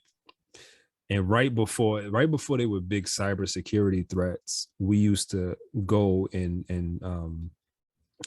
auction, because they would auction off all their old equipment. They stopped doing it after the cybersecurity threats because they recognized that they were still valuable information on hard drives, which they were literally just throwing out. And so a lot of that stuff happens, during these times because they can't. Interesting. Very interesting. I have a whole parts list. Really? I have a whole parts list that I will send you. I have 2 different parts lists from 2 different people of everything you would need to put together a mining rig. I'm gonna send it to you. Yeah, please. Yeah, and if you can locate, I mean, like I said, the limiting factor is the GPUs, but the best price that we can get for each part is, the most desirable outcome. I'm gonna send you the parts list. What you got to do is, do you use WhatsApp? I do. Okay, so I think I hit you on WhatsApp too. Did you? Yes, you did. You did. And just send me your email address, and I'm gonna forward you the parts list, and you could just start looking to see where you can. Man, I mean, because like if you can source these things, you solved 50% of the problem. Actually, not 50%. You solved 90% of the problem. Yep, I see it right now. Yeah, it's a typo. I'm gonna delete that. Oh, okay, let me delete that too, because I already received it. But yeah, I'm gonna send you 2 separate price lists. And I'm gonna send you some channels for you to check out. Okay, please. That I subscribe to, and it's gonna just open up your mind to so much. Like I said, for me, I can see very clearly without being a computer person. So imagine if I was a computer person. Like this would have just been mind-blowing. It's already mind-blowing. No, 100%. What you drew in my head, or what I started to manifest from you talking, was a mobile Wakanda. Because in my mind, even as much as I loved the visual representation of the movie and everything that was, I mean, I know that a lot of people criticize certain things, but I love it, right? I'm a movie guy. I'm a geek. I love all that kind of stuff. That's the only thing that limited the idea to me, is the fact that they were, in a sense, glued to the resource that was only here. Like that part of the story I don't like. Right. Like I feel like we really, as the original man, we have the ability to produce vibranium. Like that's, it's an element that I believe comes from the interaction of us as a being with the resource here. So we could probably do that anywhere. And that's what we need. We need access to tap into the power to do what we need to do wherever we are, which we have. There's one video he has. If you see, he has the graphic play and stuff, but there's one where he talks about like meditation and the ability to kind of and create that force field around you. And in the video, right, you see the being sitting there, but just through meditation, the being manifests what might appear to most as a space shuttle, so that he can travel off planet like that. You know what I mean? Like that those visual representation, I think, are really, really important, especially as we to capture your imagination and put your mind towards that which you never even considered possible. So we gotta get back to storytelling in a vivid way. Well, I mean, if you look at Elon Musk, a lot of his motivation is the sci-fi cartoons and movies that he used to watch as a kid, and he's trying to just bring them to life now. If you really kind of want to encapsulate his life, that's what he's doing. He's trying to make real all of the science fiction stories that he read when he was a kid, and just getting the science and the capital together to do it. That's really what it was. Without those stories, Elon Musk would not be who he is now. Because it's disappointing. We should have had flying cars 10 years ago. Absolutely. At least. Absolutely. It looks like he's going to be one of the people to do it. Yeah. It's amazing. Yeah, man. So we can wrap up the convo, man. It's been a great convo. Yes, it has. We've been at this for 3 hours. and it has been a great convo. And I think that all of the people listening, those who have a vision, would have stayed and watched this all the way through, because this is a great organic conversation. And I think that this could be a good historical place marker 5 years from now, where we can look back at this and just smile and say, hey, we did it. Yeah. You know, and this was a great conversation that, you know, spearheaded a lot of that, man. So good. I'm very happy to be able to leverage your knowledge and your physical location where you are in the New York area to be able to source these things, you know, at a very, you know, cheap, maybe wholesale rate. Because I know that New York is a hub for all of this, a lot of technology equipment. So especially coming from China, you know. So yeah, man, I look forward to what we could possibly do in the future, man. And I think the next step is I'm going to send you the parts list and just, you know, take some time, marinate on it, and then let's just pick up from there. And then the Africa thing, you know, I'll be making an announcement about the whole Airbnb play with beach houses very soon. So, you know, I'll keep you updated with all of that, man. Just please do. Yes. Update with me on Facebook. You got my phone number now. So, you know, you don't have to hit me up through Facebook. Just text me, WhatsApp, and let's hop on the phone whenever we need to, bro. Yeah, it's so funny. I'm gonna actually, because you gave me a really good idea. And so I'm gonna develop a mock-up and send it to you, so you can see where my mind is with it. Let me ask you another last question. You say you do websites, right? Do you do anything on the e-commerce side? Yeah. I work. So I only offer 2 tiers. I work with like website builders and then do custom. Like those are the only 2 options. But we, you know, just about anything web related. Okay, what I'm looking for is right now on my website, herbalresults.net, we're using PayPal. But with PayPal, there is no affiliate ability for, like, if I have an affiliate who's driving sales to my site, I would like, you know, a special code to be put in. So if you know any e-commerce solutions where I could have like affiliate codes and even discount coupon codes or whatever, where an affiliate would be able to monitor click-throughs, right? So if someone's doing marketing for me and they, you know, have marketing on Instagram or wherever, and there's a link going to my site, I would like that person's effort to be tracked in terms of sales. You want to track it, or you want them to be able to track it? Both. Okay. Both. It should be like it should be an open system where we can both log in and we can see the sales that they would be responsible for driving to the site. So you just want like an affiliate platform that you can log into, that they can log into. Okay. That when the end user, the end buyer, clicks to the site to purchase, that it will be memorialized as a sale that came from that person, through that person. Would you prefer to own the process, or do you mind renting it? I don't mind renting it. I just want the capability. Okay. And you can give me the options, different options that are out there and available. So that means that's something up your alley. Yep. Okay. Perfect. I could reply to your email with a list and suggestions. But that's what I do anyway with tech. All right, and let me know your fees for making that happen. Okay. Definitely, yes, sir. Perfect, bro. Well, this was great. This was great. People caught us conducting business online. You know, we just did a nice little business. We're trying to, you know, get some business done, man. So I don't mind people overheard that, but that's how brothers supposed to work together, you know. So yes, let's get it done, man. And to all the listeners, thank you for tuning in and listening. You know, I do this thing periodically whenever I meet interesting people. I think the world needs to know about them. And as we close out, just say anything you want to say about your business and how people can avail themselves of your services and where they can reach you, contact you. I see your Facebook and your Instagram.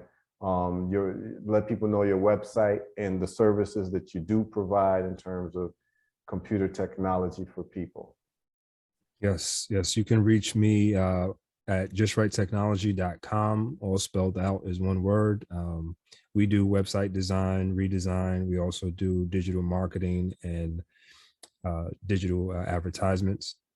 I also recently just launched a book experience called The 10 Corporate Commandments. So I'm also trying to share that with folks. It's just an opportunity for me to share my experience in corporate and also share my ideals that developed during that time period that I think can help people progress professionally or personally. Things that have helped me then and helped me now. So yeah, definitely check me out. Okay, great. And I didn't know that you did digital marketing and digital advertising. So yeah, that's another conversation then the affiliate thing I'd like to talk to you about, because then we could actually do a deal through that too. yeah, like the thing that I wanted to, that I said I was going to mock up and show you, it's kind of inclusive of that. You know what I mean? And so if, you know, and I'll spell it out a little bit. It's very much a mix of what we've seen happen with real estate, investing, and crowdfunding, right? Because like those are all spaces that I think we need to take advantage of as far as growing and scaling our projects, and also spreading our collective equity, because we don't think about equity internally as much as we think about a piece of what other people have and what other people are doing, versus saying we have. I just did a asset management. This is my last point. I probably I just did our asset management breakdown for like in our house, and I was showing everybody how they can turn things that they own into a valuable asset for themselves by just going through the assessment. How are you proving ownership? What is the economic value? And what is the resource need that the market suggests it's capable of? Like if you can identify those things, now you could basically figure out how to make it an asset. Okay. And so where you didn't have money, now you do. Okay, well, we need to talk further, because I also have another company called 25th Dynasty. So I started a construction company in Africa a few years ago, and it's about buying land, having a water system by building underground cisterns, so you have rainwater catchment, and also solar and batteries, so that when you build the house now and you resell it after you construct it, the purchase price includes electricity and water. Right. And so when you mentioned that crowdfunding piece in real estate, I just smiled, because it's based on investors investing in real estate development. I'll send you the information. It's 25thdynasty.com, or 25th Dynasty Group and .com. And then you can look it over and see if it will fit within the model that you're talking about. I mean, this is really exciting. You're saying a lot of things. It's like, damn, like it's like you in my head. And then also Herbal Results. I want to also get your ideas in terms of marketing for Herbal Results through your company. What type of deal we could do if you're doing like internet marketing, internet advertising. I'd like to talk to you about that. So we do that off the air, but I'm gonna send you both websites for you to look at, and just give me your thoughts and your ideas. All right?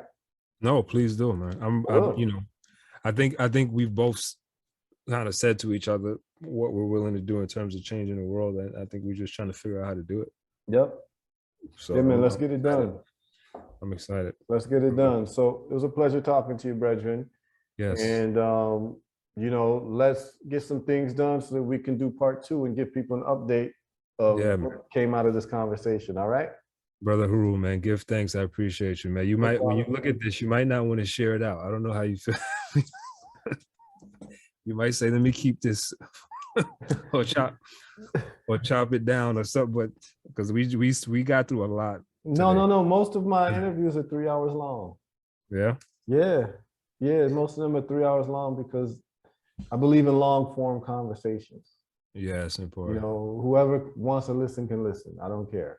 Yeah, But please, yeah, and share your channel with me and how you oh, I get it out. will. I will. I will. And you can just go on YouTube and just put in Heru Ofori-Atta and the channel will come up. Okay, All right. do that right now. All right, brother. I All right, appreciate bro. All right. Bless. it. Yes. Amen.